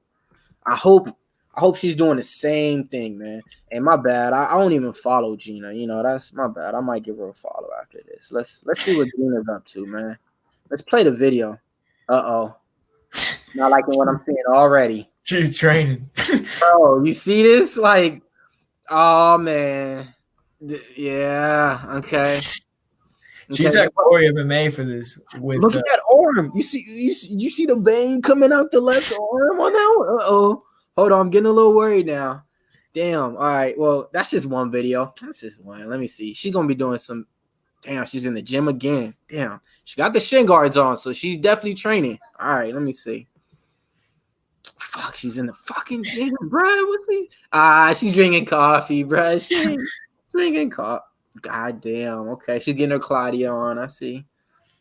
Okay. Well, yeah, nah. Oh shit, she's back in the fucking gym, bro. And is that Moreno right there? But nah, I don't know. But god damn. Yeah, so it looks like she's put. All right, let's see. We all know she's in a relationship with Tim Elliott. So whenever you got a boyfriend or a husband at the house and you're training with that always helps out. But all right, I will say this.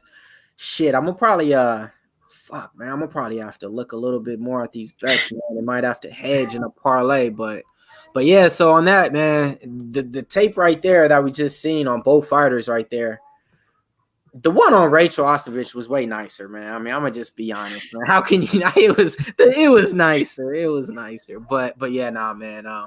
But fuck, yeah. Gina Mazzani is definitely putting in work right now. It is what it is. After seeing that, I'm glad I did just scroll there because, like I said, I don't even follow her. God damn. But yeah, if I would have followed her and seen all this work that she's putting in compared to Rachel, I probably would have locked her up at maybe at even money when she came out on the fight. But gotta move on to the card, man.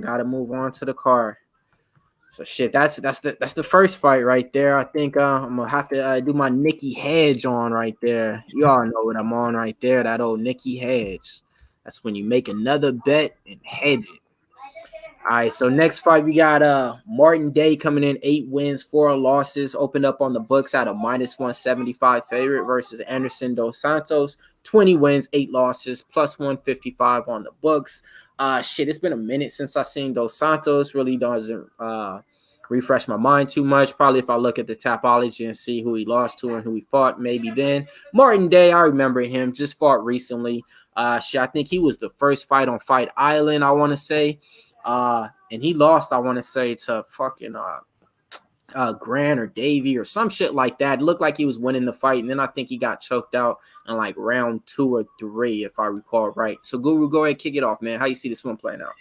Yeah, this is another weird fight, right, man? I mean, both these guys are 0-2 in the UFC, so they're not really like high level. And if you look at it, Martin Day actually lost in the Contender Series too, so technically like 0-3 on the in on UFC level. But I do feel like, I mean, on the feet, he's going to be the better striker. I mean, he's going to be a lot faster. He's going to have a 5-inch height advantage. Dos Santos, I mean, he's old. He's like 35. He hasn't fought in a long time either.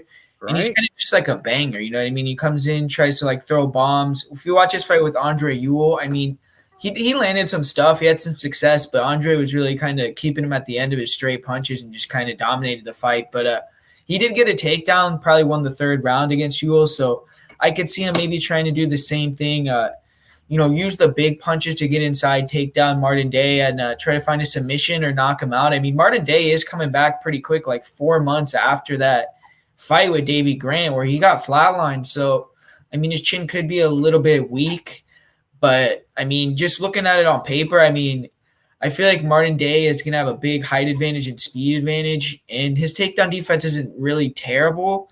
So he's probably going to be able to win a decision, like win 2 of the 3 rounds. But I mean, this is another fight where it's like the dog is definitely live. They could get the win. I think Anderson can get the win by knockout or a submission. So, I mean, it's possible, but I'm going to pick Martin Day to get the decision. Yeah, I mean, shit, yeah. The line went down. I think opened up at a -180 on my book now. Martin Day is all the way down to a -155 and shit. You guys can parlay them in there if you guys want, if you feel comfortable on there. Now that I look at the record real quick on Anderson Dos Santos, I mean, shit. I mean, only got 2 fights in the UFC. Lost to Nad Normani and the boy Andrew Ewell. Yeah, I'll be honest, man. Those ain't 2 good losses, to have in the UFC. They're not bad, but higher level guys than Martin, right? Definitely. And for Martin Day to already have 3 losses, technically coming from the Contender Series, and still hasn't get that win yet, this might not be the fight that you guys want to take the favorite in, right there. So I'm gonna probably look past this fight, and I'm not even gonna look for a prop on there. Would you even look for a prop in here, like a fight goes a distance? Nah, man, because I mean, when you look at Anderson, I mean, he's definitely, like you said, that's a good point. He's fought a lot of high level competition. Like this guy, he's finished Ricky Simone. Like he finished him in a fight in Titan. So, I mean, Anderson Dos Santos, he is getting a little bit older, but he's definitely fought a lot better guys. Anderson finished Ricky Simone in Titan? Yeah, he dropped him and submitted him. Okay, all right. Yeah, that was like 3 or 4 years ago, but still, it's still a high level win, So I mean, he's been able to. He's shown he has finishing ability against guys that are pretty good. So I just don't trust Martin Day. I don't trust his chin, and if he gets taken down, I don't trust him on the ground. So there's just way too many things that I don't like about Martin Day to like lay chalk on him there. So I mean, I'm not probably not going to play anything on the fight at all. But if I had to make a bet, it would definitely be on Anderson. Got it. Hey, Guru, real quick, man, why don't you run through some of the names out there, man? I see some of the regulars out there, some of the cappers and everybody out there, man. Give the people some love real quick while I get into this next one. Yeah, man, we got Higgins on here, Boston Nick, Jack Attack, Alex Ramirez, Ryan, Bloodthirsty's in here, KCOH, what's up, dude? Big Show Picks, Cameron Schmerda. So, yeah, man, there's 65 people in here right now, so let's keep it going, man. It's a good show so far.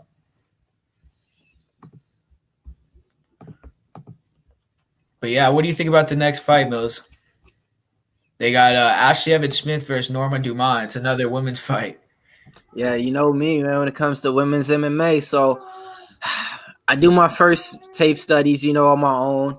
I try to pick who I think's going to win the fight, I reach out to a few people, get their input, and ask them who they think's going to win the fight, And a few people always ask me, why the hell are you even betting on this fight? It's trash. And I say, you know what? I love betting on trash fights, man. Like for some reason, man, I feel like I could pick out the better fighter and who's really not the trashiest one, especially at even money on there. When it comes to women's MMA, a lot of people think it's trash, but me, this is where I usually like to shine at. So, shit. I was split before the fight. Couldn't pick which one to go with. As Guru, who's he getting in this fight? I think he said he was going with nobody in this fight, so don't even bet it, So I started off on Dumont, just because I'm not too high on Ashlee Evans Smith. But then I started watching a little bit more tape on Ashlee Evans Smith, even though she hasn't fought in like 2 years and shit like that. And I'm like, okay, I had to change my mind on there. They both opened up at a pick'em price. Now you got Ashlee Evans Smith at a -130 favorite on here. I got to play on Ashlee Evans Smith right here. I don't feel too confident in it, but hey, I'm playing it, man. Yeah, I mean, I agree, man. It's too, like, we just haven't seen enough of Norma, right? Like, I've only been able to see a couple fights of hers, and she's beaten 4 real low-level fighters, and then she has the knockout loss to Megan. So, I mean, the one time she stepped up and fought a decent fighter, she got knocked out in the first round. At least Ashlee Evans Smith has went in there and, like, competed, went to decision with girls, beat some girls in the UFC, lost. But, I mean, Norma's going to be trying to get it to the ground, so it's just Ashlee Evans Smith. She can keep it on the feet. I think she might be a little bit better striker. I mean, I'm not even sure about that, but yeah, I mean, Norma, I think she's going to be better on the ground, but Ashlee Evans Smith, she's like a college wrestler, so maybe she'll be able to like pin her against the cage, beat her up a little bit, and take the fight. But yeah, I mean, shit, man, you're brave to be betting on those fights, dude. I don't know. Yeah.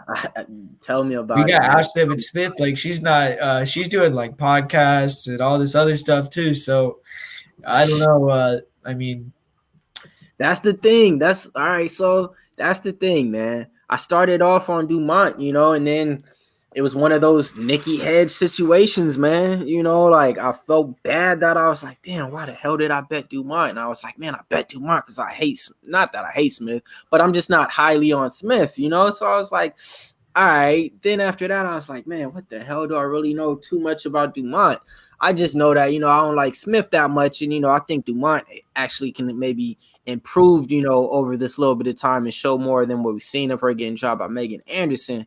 But so I went on the other side, changed my mind, and bet Smith on there, man. So now let's scroll down the Twitter and the Instagram and see what she's working on, man. Okay, so she chills with the typical UFC fighters. You see her with Cookie Monster right there. She's not really working out too much, man. Okay. Yeah, like you said, fuck, man. What was she doing this whole time off? And like, yeah, that's the other thing. Why were you off? Honestly, I thought she was cut. I thought she was on her way to Bellator. I'll be quite honest, man. 6 wins and 4 losses. Dumont, I think, has 4 wins and 1 loss or some shit. I mean, yeah, she don't got the fight experience and everything, but those losses right there, you're pretty much a 500 fighter on there. But I had to take her, man. I got her at a good line. I'm feeling pretty. No, I'm not, man. I'm not feeling confident in this shit, man. I don't know, man. I don't know on this fight. I'll be honest, man. I just really don't know no more, man.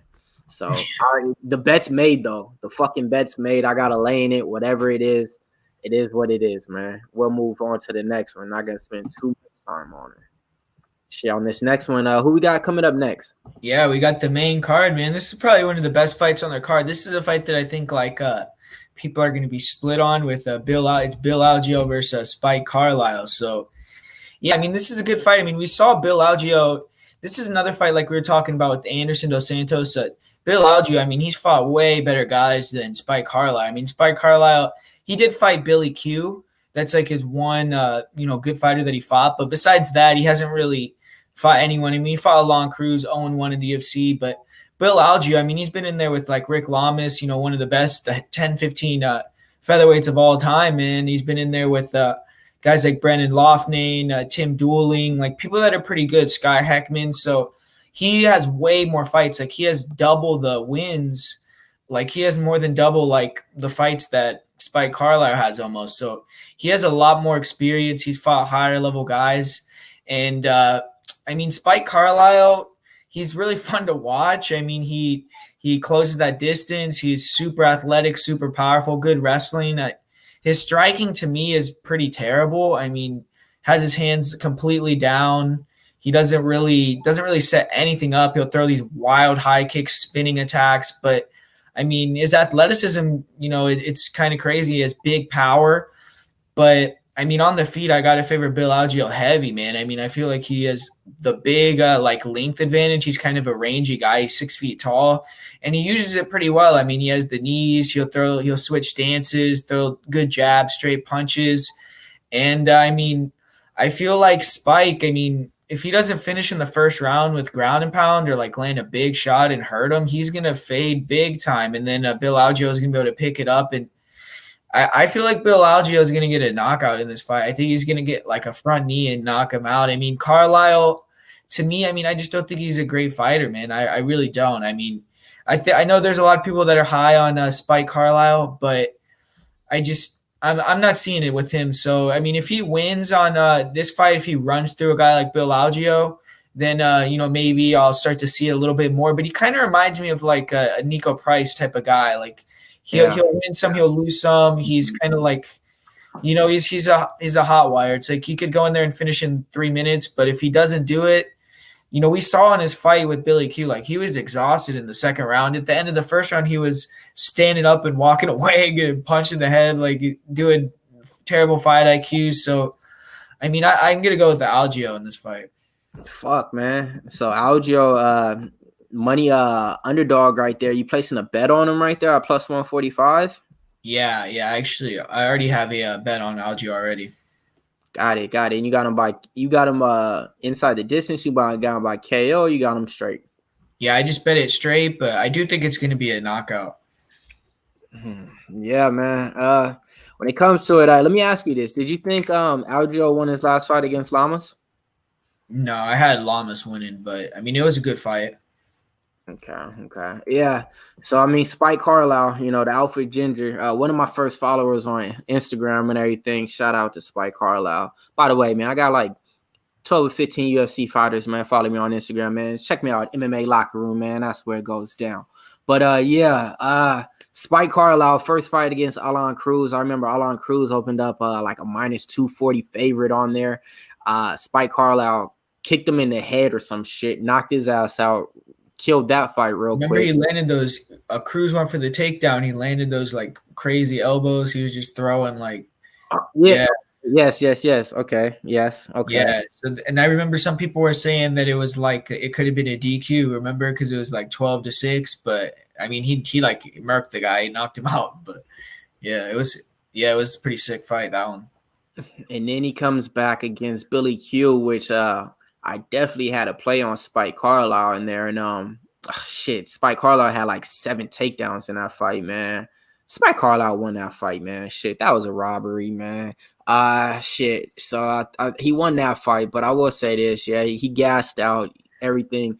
He's unorthodox, bro. His striking isn't there. He strikes from weird angles, but the motor on this guy, shit, that's what I like, man. He goes for the takedown. He's gonna lay it all out there.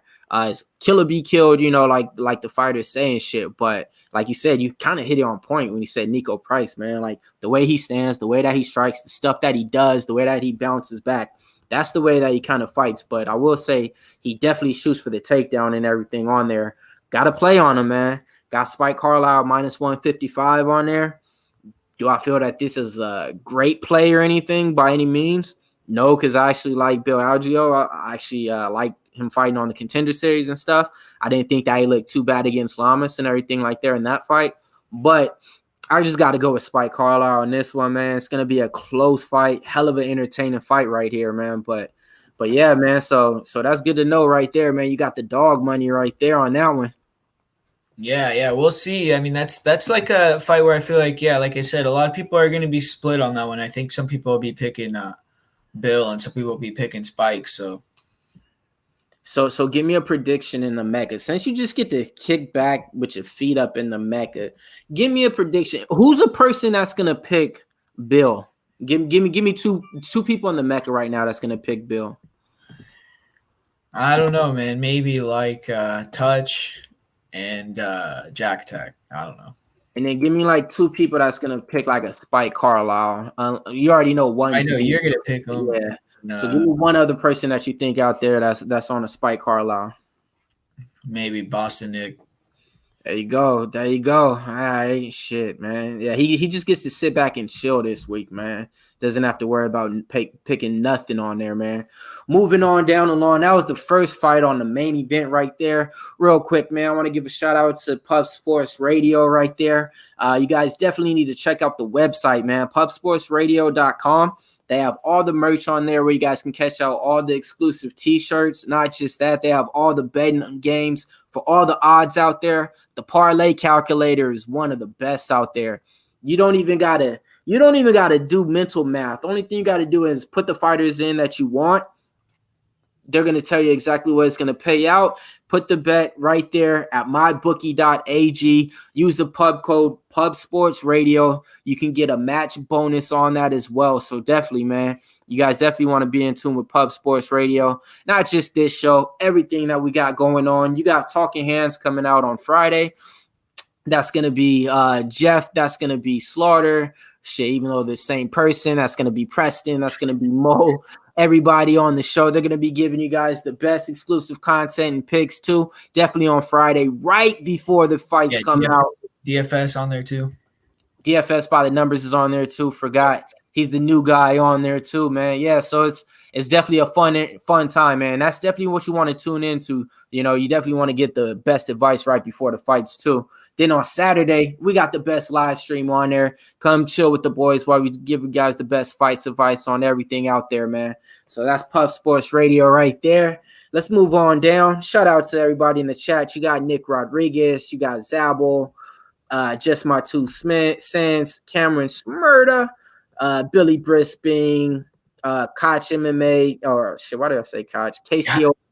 Bro, that it was an old record label. KCOH MMA, Big Show Picks, everybody, Ryan, Curry Ninja MMA. Yeah, man, we're gonna keep this thing going. All right, on to the next fight. Big fan of this guy right here, man. Miguel Baeza versus Takashi Sato. This is another one of those fights right there, or one of those fighters, you know, I've been following, I believe, since the Contender Series on there. Miguel Baeza looked pretty impressive.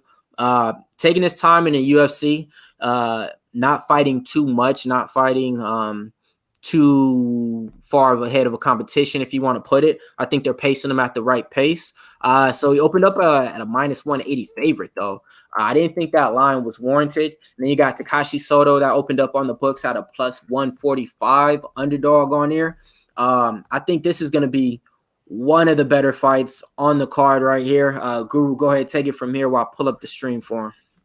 Yeah, I mean, I actually feel like I was kind of thinking what you were thinking, that maybe, you know, Takashi had some value, but when I started watching like a few fights, I just feel like Baeza is going to be able to get it done, man, because I think that it's going to be like a range striking fight, and he's going to have like 4 inches of height. He's going to have some reach, and the thing about Sato is he does hold his hands low, so I have seen him get hit with a lot of the like lead hooks, and Baeza, you know, that's what he dropped Matt Brown with. So I could potentially see that happening, and I just feel like Baeza is the more durable guy too, because we saw he took some bombs from Matt Brown, man. He stayed calm, he came back, and we've seen Takashi Sato get knocked out before, so he's been finished. I mean, he's a knockout artist though, man. I mean, you can't really sleep on Sato too much. We saw in his last fight he got a finish in less than a minute, and he has, I think, like 10 knockouts in the first round. So if Baeza throws a naked kick out there or something early on, I mean, Sato definitely has the power to,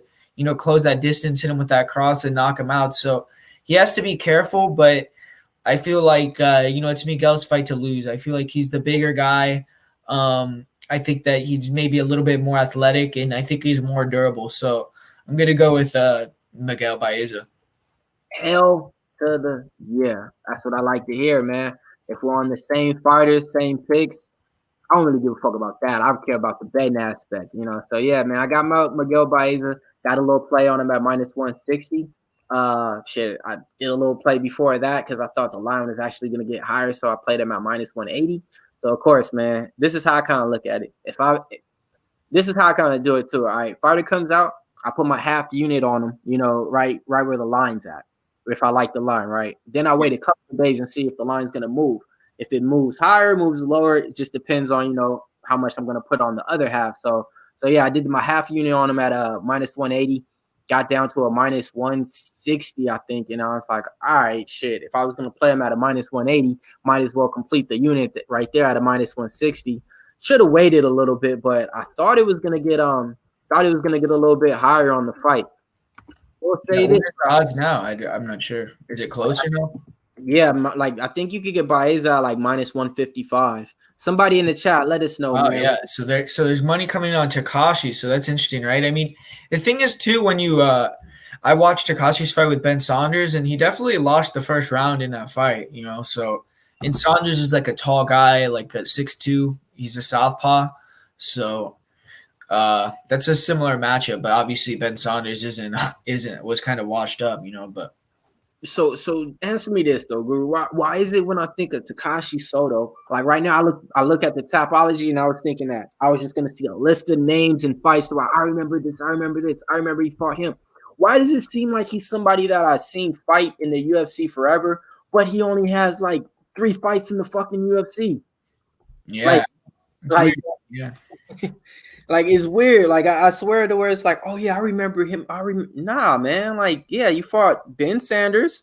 You lost to Bilal Muhammad. You fought Jason Witt. You know, like, that's it. Like, I don't know. Maybe – and then I look at the other organizations that he fought in, and I was thinking maybe he fought in one. Maybe he fought in something else. Nah, I don't remember you in Pancreas, 292, this and that. So yeah, I'm even confusing one of these Takashi Sotos even with another fighter on there, to where I was thinking maybe he was even better than what he was supposed to be, because I was thinking too, like, yeah, maybe there is some value in Soto. You know, I'm like, let me look back at his war of fights. Man, you ain't got no resume, bro. So yeah, man, on this play, I'm feeling a little bit confident on there, man. I got Baeza right there. Yeah, minus 155 right there. Shout out Nick for Rodriguez for that, man. Always see you in the chats, man. So yeah, minus 155. I will say this. Yeah, money came in on Soto, but I think as the fight gets closer, I think he's gonna get back up to like that 170, 175 in there. I think people are seeing too, like they're thinking like he got hurt by Matt Brown, you know what I mean? But Matt Brown, even though he's older, man, I mean that guy's still a beast, you know. So I think it's you know, he showed ability to come back and weather the storm against a guy that's a great finisher. So to me, that was almost you know, a good thing to see, you know. Man, when he fought Matt Brown, I ain't gonna lie. Like, I had him too. I had him straight, and he was a heavy favorite in there. Man, when Matt Brown rocked him, my boy had picked Matt Brown in a parlay. I started texting my guy, and I was like, "Oh man, you're about to win," because he was rocked. You know, he was rocked, and I think it was even more than once or something. Or after that, he was still not looking good. You know, and when he pulled it around, I was so shocked, you know. So I will say that. And like, yeah, like, this is the thing though. And that was Matt Brown. I mean, Matt Brown he's an OG though. I'm not gonna take nothing away and say that was Matt Brown. But maybe it's a part on Baez's chin. So that's why I say, like, on that, like, I like the way that they're pacing this guy around. They're not putting him out there to fight every 2 months, every 3 months, you know, everything like that. I think he's training in McGregor's camp. Yeah, you know, he's training with that. It's interesting, right? Because he's training with MMA Masters. So he's training with Colby, and then Sato's training at with Henry Hooft. So he's training. So it's like the Usman versus Colby thing. So I'm sure both the camps want to win pretty bad. You know, it's Stanford MMA versus MMA Masters. Yeah, that's gonna be a fight. That's gonna be a banger, man. That's gonna be a banger. I know that for sure. So yeah, that's one fight that's gonna be a banger. Speaking of bangers, man, we got another fight right here. This one's gonna be a big banger right here, because we're talking about big boys, folks. Oh shit! Look at this though. Josh Parisian is ranked number 1. Where, bro? Where is this ranking taking place? That makes no sense to me. But all right, let's get into it though. All right, Josh Parisian coming in 13 wins, 3 losses versus Parker Porter, 10 wins, 6 losses. Quick recap on my mental. Josh Parisian, I remember him in the Contender Series. Doesn't get the contract in there. Heavyweight. Moves kind of gingerly on his feet, if you know what I mean. You know, not the most solid guy on there when it comes to everything on there. Parker Porter comes in, I think, last fight against Chris Dawkins, if I remember right. It didn't last. I think he didn't last the first round in the fight, if I Right. Yeah, Porter, if you look at his record, man, he's got finished in the first round 5 times. So, damn. Yeah. That's bad because I got a prop on this fight. We'll get into later. But yeah, so big boys coming in right now. Josh Parisian minus 225 favorite on there. 185 on Parker Porter. Go ahead, Guru. This one's gonna be interesting if I think because I like to watch all the cappers videos and stuff like this, and shit. Don't be surprised at what you guys might hear next. Go ahead, Guru. Take it away. I mean, this I don't know, man. I mean, Parisian, he moves around, kind of like tries to fight like a little guy, right? Like you're saying, he's not like super, like he'll throw all these kicks, spins, and so I don't know how much he could sustain that type of like style, but he does have a lot of first round knockouts. But the thing is, man, I mean, he's been fighting a lot of like real small guys. Like he fought that Chad Johnson guy. I think he weighed in at 215 pounds. Then he fought a dude like Marcus Maldine, who was actually like winning the whole fight, and then like tripped, and Parisian got on top and like finished him off. But Marcus Maldine is a guy who fights at like 170. Like, so I don't know, like he's fighting at like a welterweight and was getting taken down and like kind of like dominated. But I mean, Parisian, I mean, he's gonna be way faster, probably the better striker. But Porter, I mean, he has better cardio. So if it gets out the first round, I mean, I could see it be like a split decision, but I don't know. I mean, I'm going to pick Parisian to get the first round finish because Porter's been finished in the first round 5 times, man. I mean, that's like almost all of his losses. So Parisian, I mean, if he just starts fast and kind of can overwhelm him, I could see Porter just getting finished. So like I said, I mean, if it's in like the 3rd round, I could see Porter like starting to put it on him or something maybe. I mean, I don't know. I mean, Porter has better boxing. Jay, you just said it right there, and just my 2 cents. You're on the same thing right there, and that's what I was on Parker Porter. Honestly, in that Dawkins fight, there where I thought he was going to do better. Porter is a crisper, more technical striker than Parisian. Parisian is sloppy. Yeah, hit it on the point, and that's exactly what I think too. Porter, is kind of nice, with the boxing when he's on there on his feet. So I actually think this one can get out of round 1, so I got round 2 to start at plus 110 money on there. I don't think Parisian is gonna go in there and go for the kill or be killed. He's gonna go in there and dance around, do some fancy shit, some spinning elbows, and Parker Porter. Let's get down to the grappling on here. Who's the better grappler on here? Yeah, Porter for sure is the better grappler. I mean. But he doesn't try to wrestle though. He never goes for takedowns. So, he doesn't really use his grappling. Yeah. So saying, I was trying to get the people out there twisted up and maybe think that you was gonna throw him a curveball and go with Parker Porter on that one. But the play's Parisian right there. You're going with Porter. You're going with Porter. Nah, because I got Parisian in some parlays. So I just got to lay it out on there and see what happens on there, man. But. Yeah. But I will say, this is all right. So it's a scary fight, right? Right. This could be that fight in the Mecca, though. Let's get this in Mecca terms, though. This could be one of those fights, to where the underdog, can definitely maybe pull it off and win, to where a lot of people is going to be betting heavy on this favorite, compared to any other fight. You agree with that? Yeah, I agree. Yeah, I mean, Parisian's one of these guys that he could definitely like shit the bed, right? Like he could fuck you over. So. Yeah, I mean, I'm definitely not going to be betting on either one of those guys. I mean, man, that's a tough one, dude. Hey, shit, is that tougher than the Ashlee Evans Smith versus Dumont? Oh shit, that one like the same level, right? I mean, they got some weird fights on this card, man. I mean, yeah, hey man, it's like you said, fucking weird fights. We're on the main card, and like, yeah. These are fights on the main card. All right, shit. That's supposed to be the premier fight on the card, because the third fight before the co-main event, if you guys don't know, is what they call like the premier fight, this and that on the card, and that's the fucking premier fight of the card, man. So we're moving on down to this baby, taking on talking about the co-main event, right? Yeah, our boy Anthony Smith. wait to get into this, man. People are giving you people. I bet you got to go first because people are giving you shit for what did you were saying before the fight, and then what happened in the fight. It's what I was telling them, and then what? Nobody was like, "Hey, yeah, Nate Millz, you're right, bro. He's a bum. He's a bum." So yeah, let's get into it, man. Anthony Bum Smith Lionheart coming in with 33 wins and 16 losses. If you do the math, that's pretty much a 500 fucking fighter. All right, coming off two losses. All right, 2 losses. But he opens up the favorite on there. Opened up at a pick'em price on there. They were both minus 110 pick'em price. Now he's at a minus 130 on there.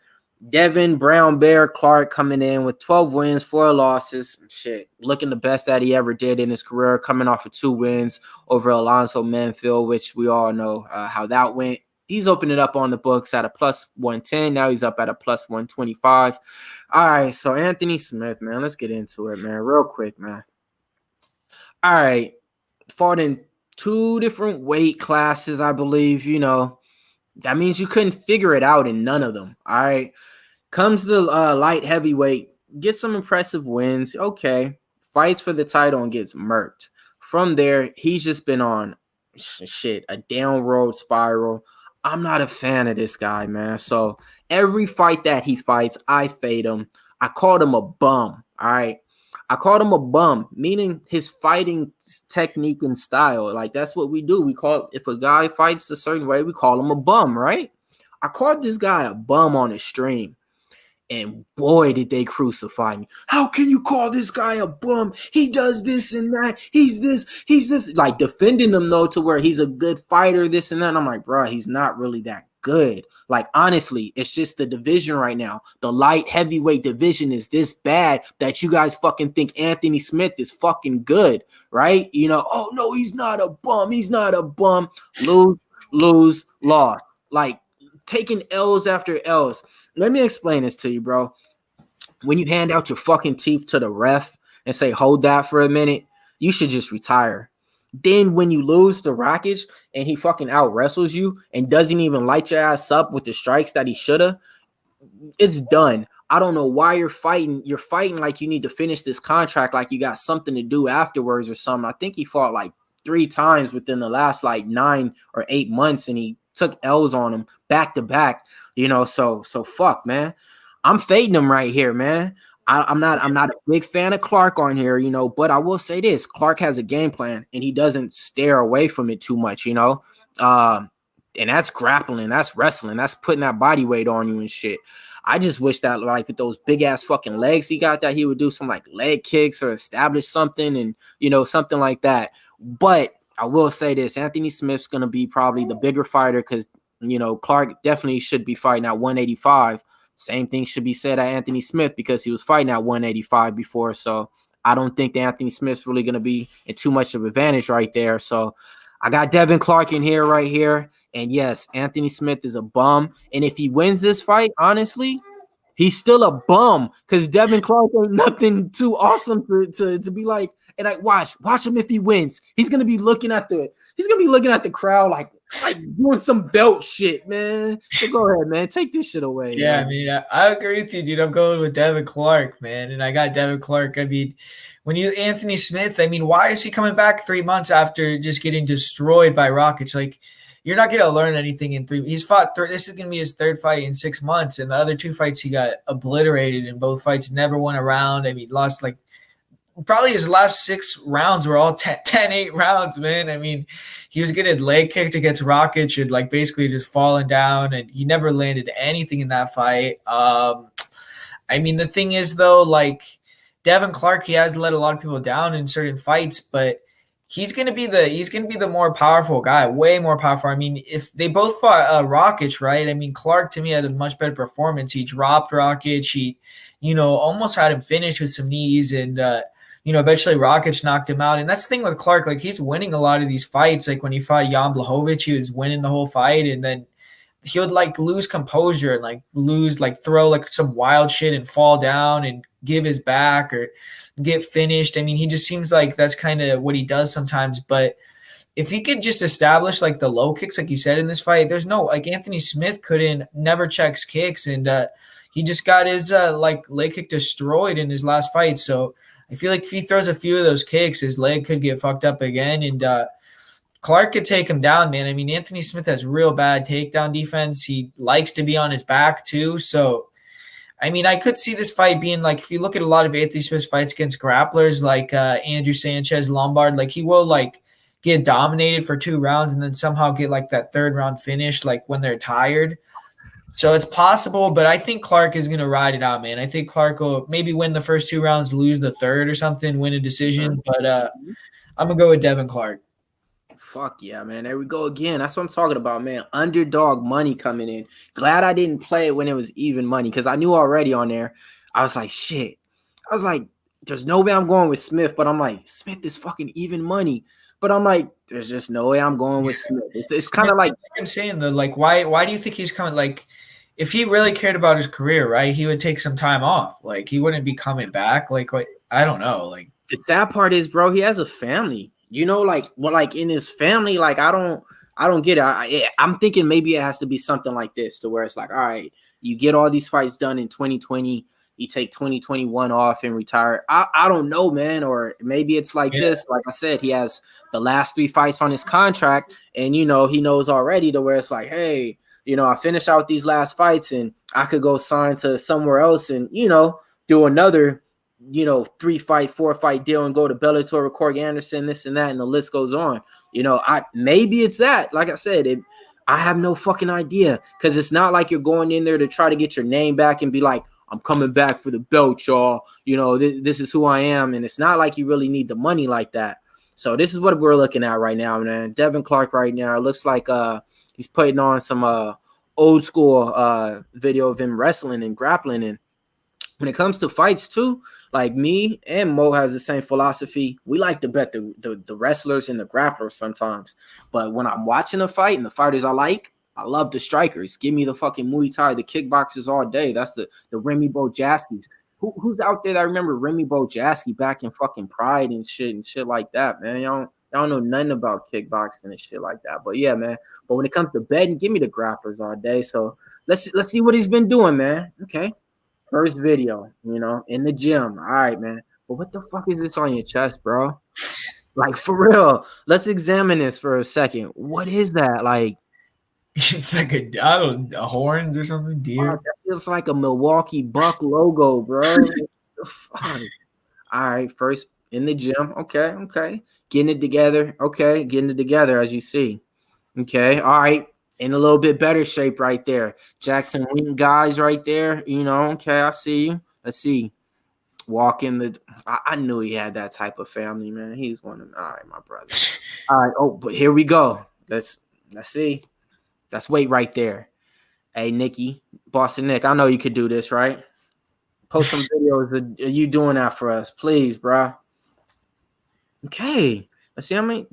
I think that's called like deadlifts or squat. I don't know, man. I don't do legs, man. But yeah, looks like he's getting it in, man. Fuck. Yeah. All right. Let's see. Every video so far, like, what? Wait, what? Back at it. Okay. Looks like it's more plates on there too. Okay. Yeah, man. So yeah, that's the deadlift there. All right. So yeah, Devin Clark definitely, I mean, he's putting in work. And I mean, shit, hell yeah, you should be. While you're on a 2-fight win streak, he's been doing, wait, hold on, bruh. Hold on, bruh. This the only shit you doing? This the only shit you doing is working legs, bruh? Hold on, man. What the nigga? Hit some pads, bruh.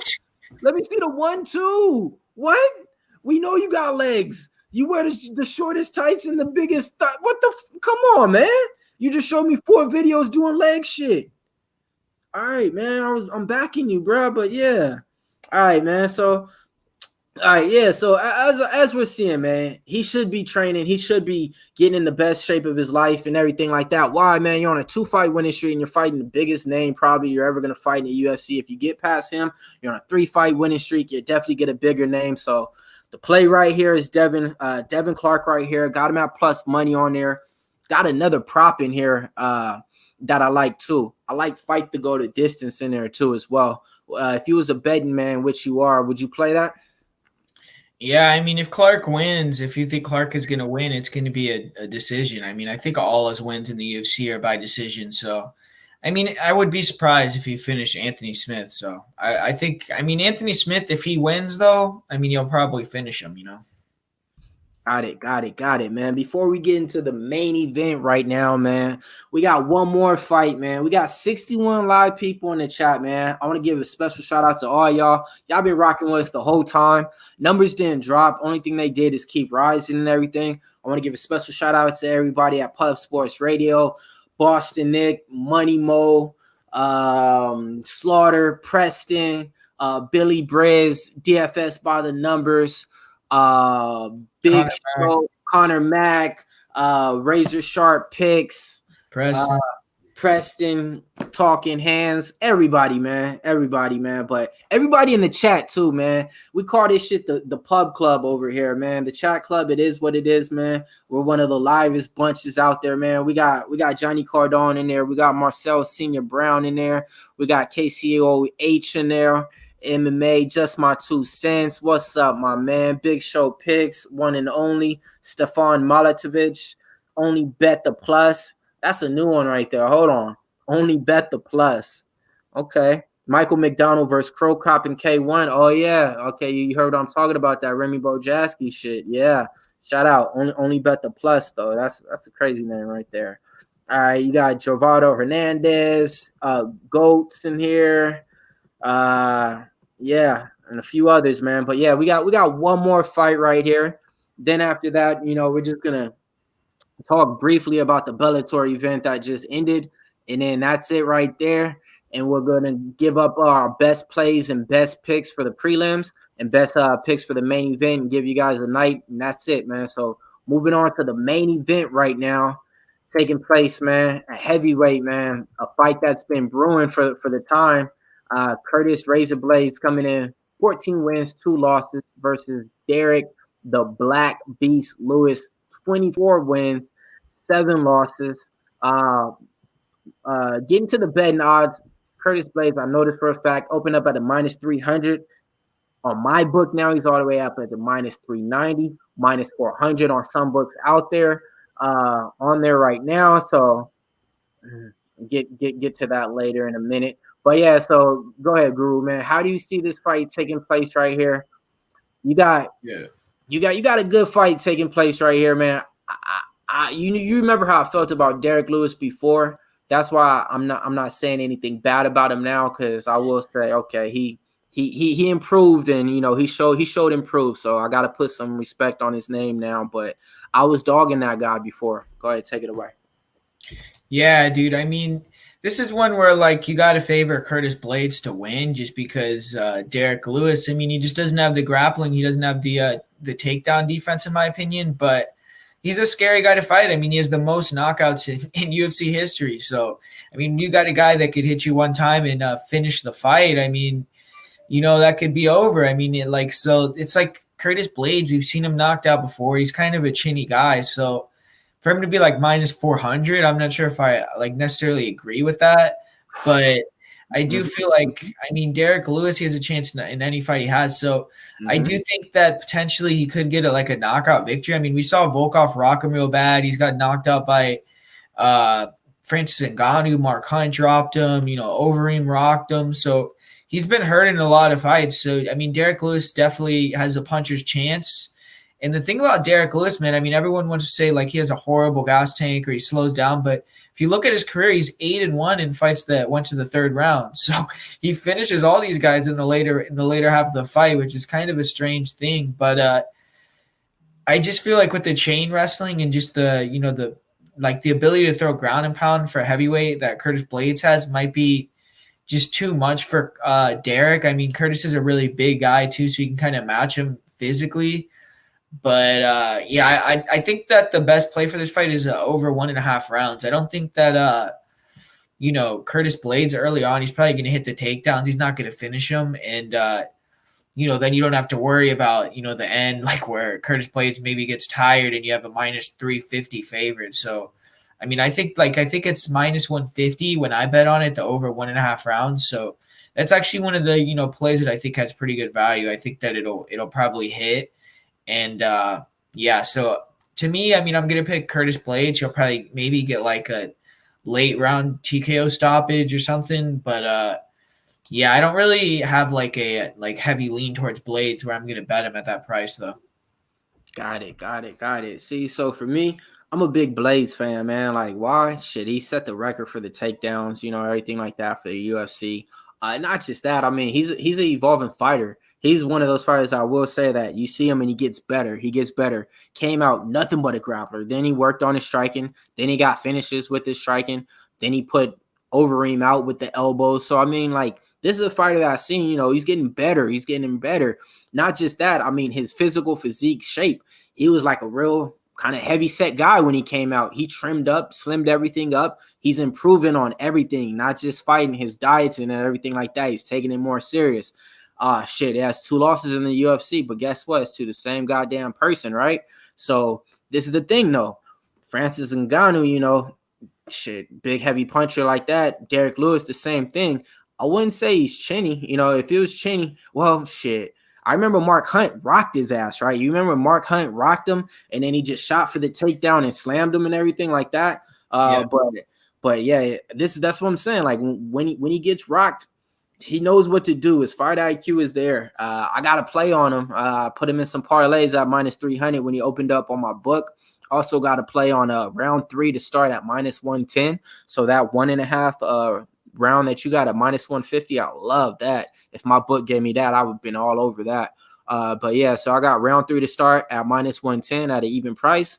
Then I got Curtis Blaydes in my parlay. But this is another thing too.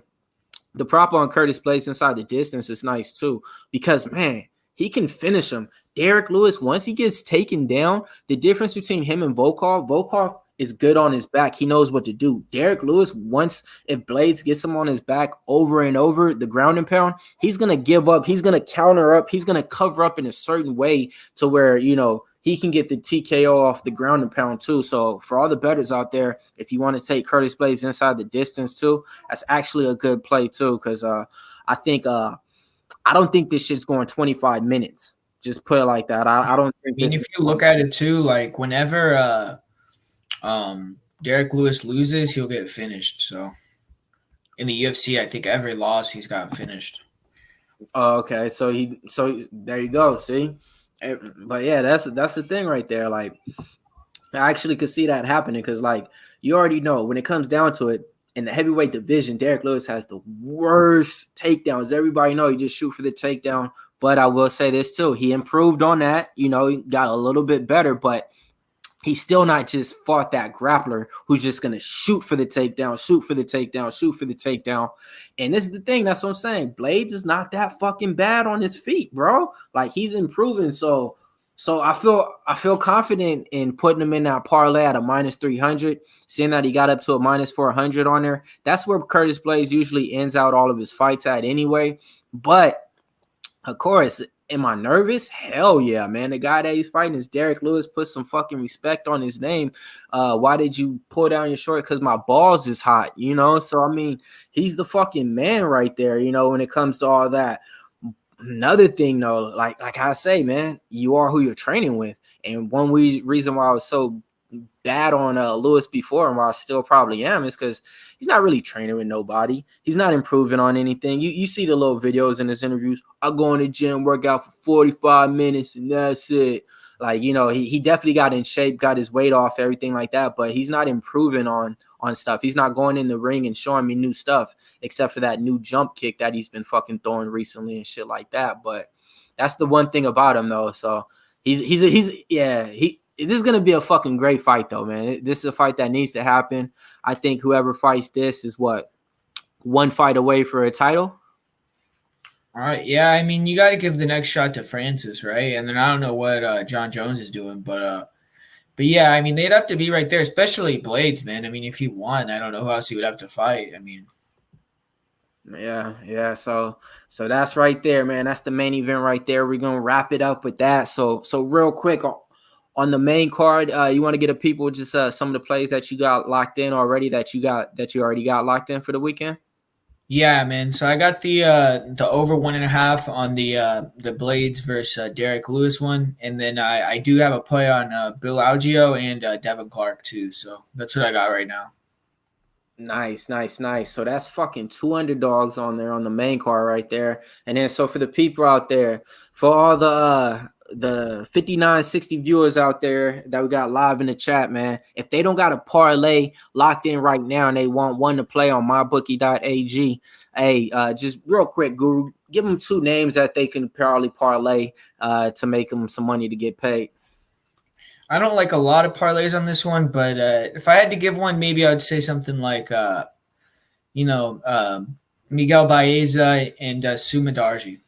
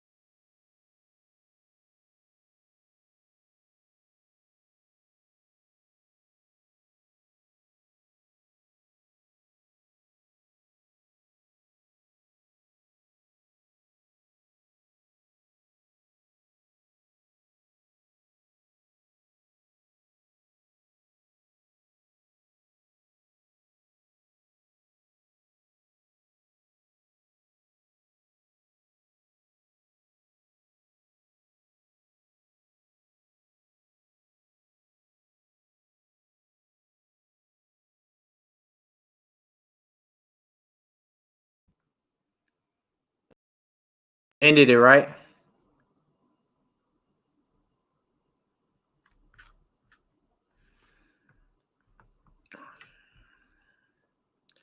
You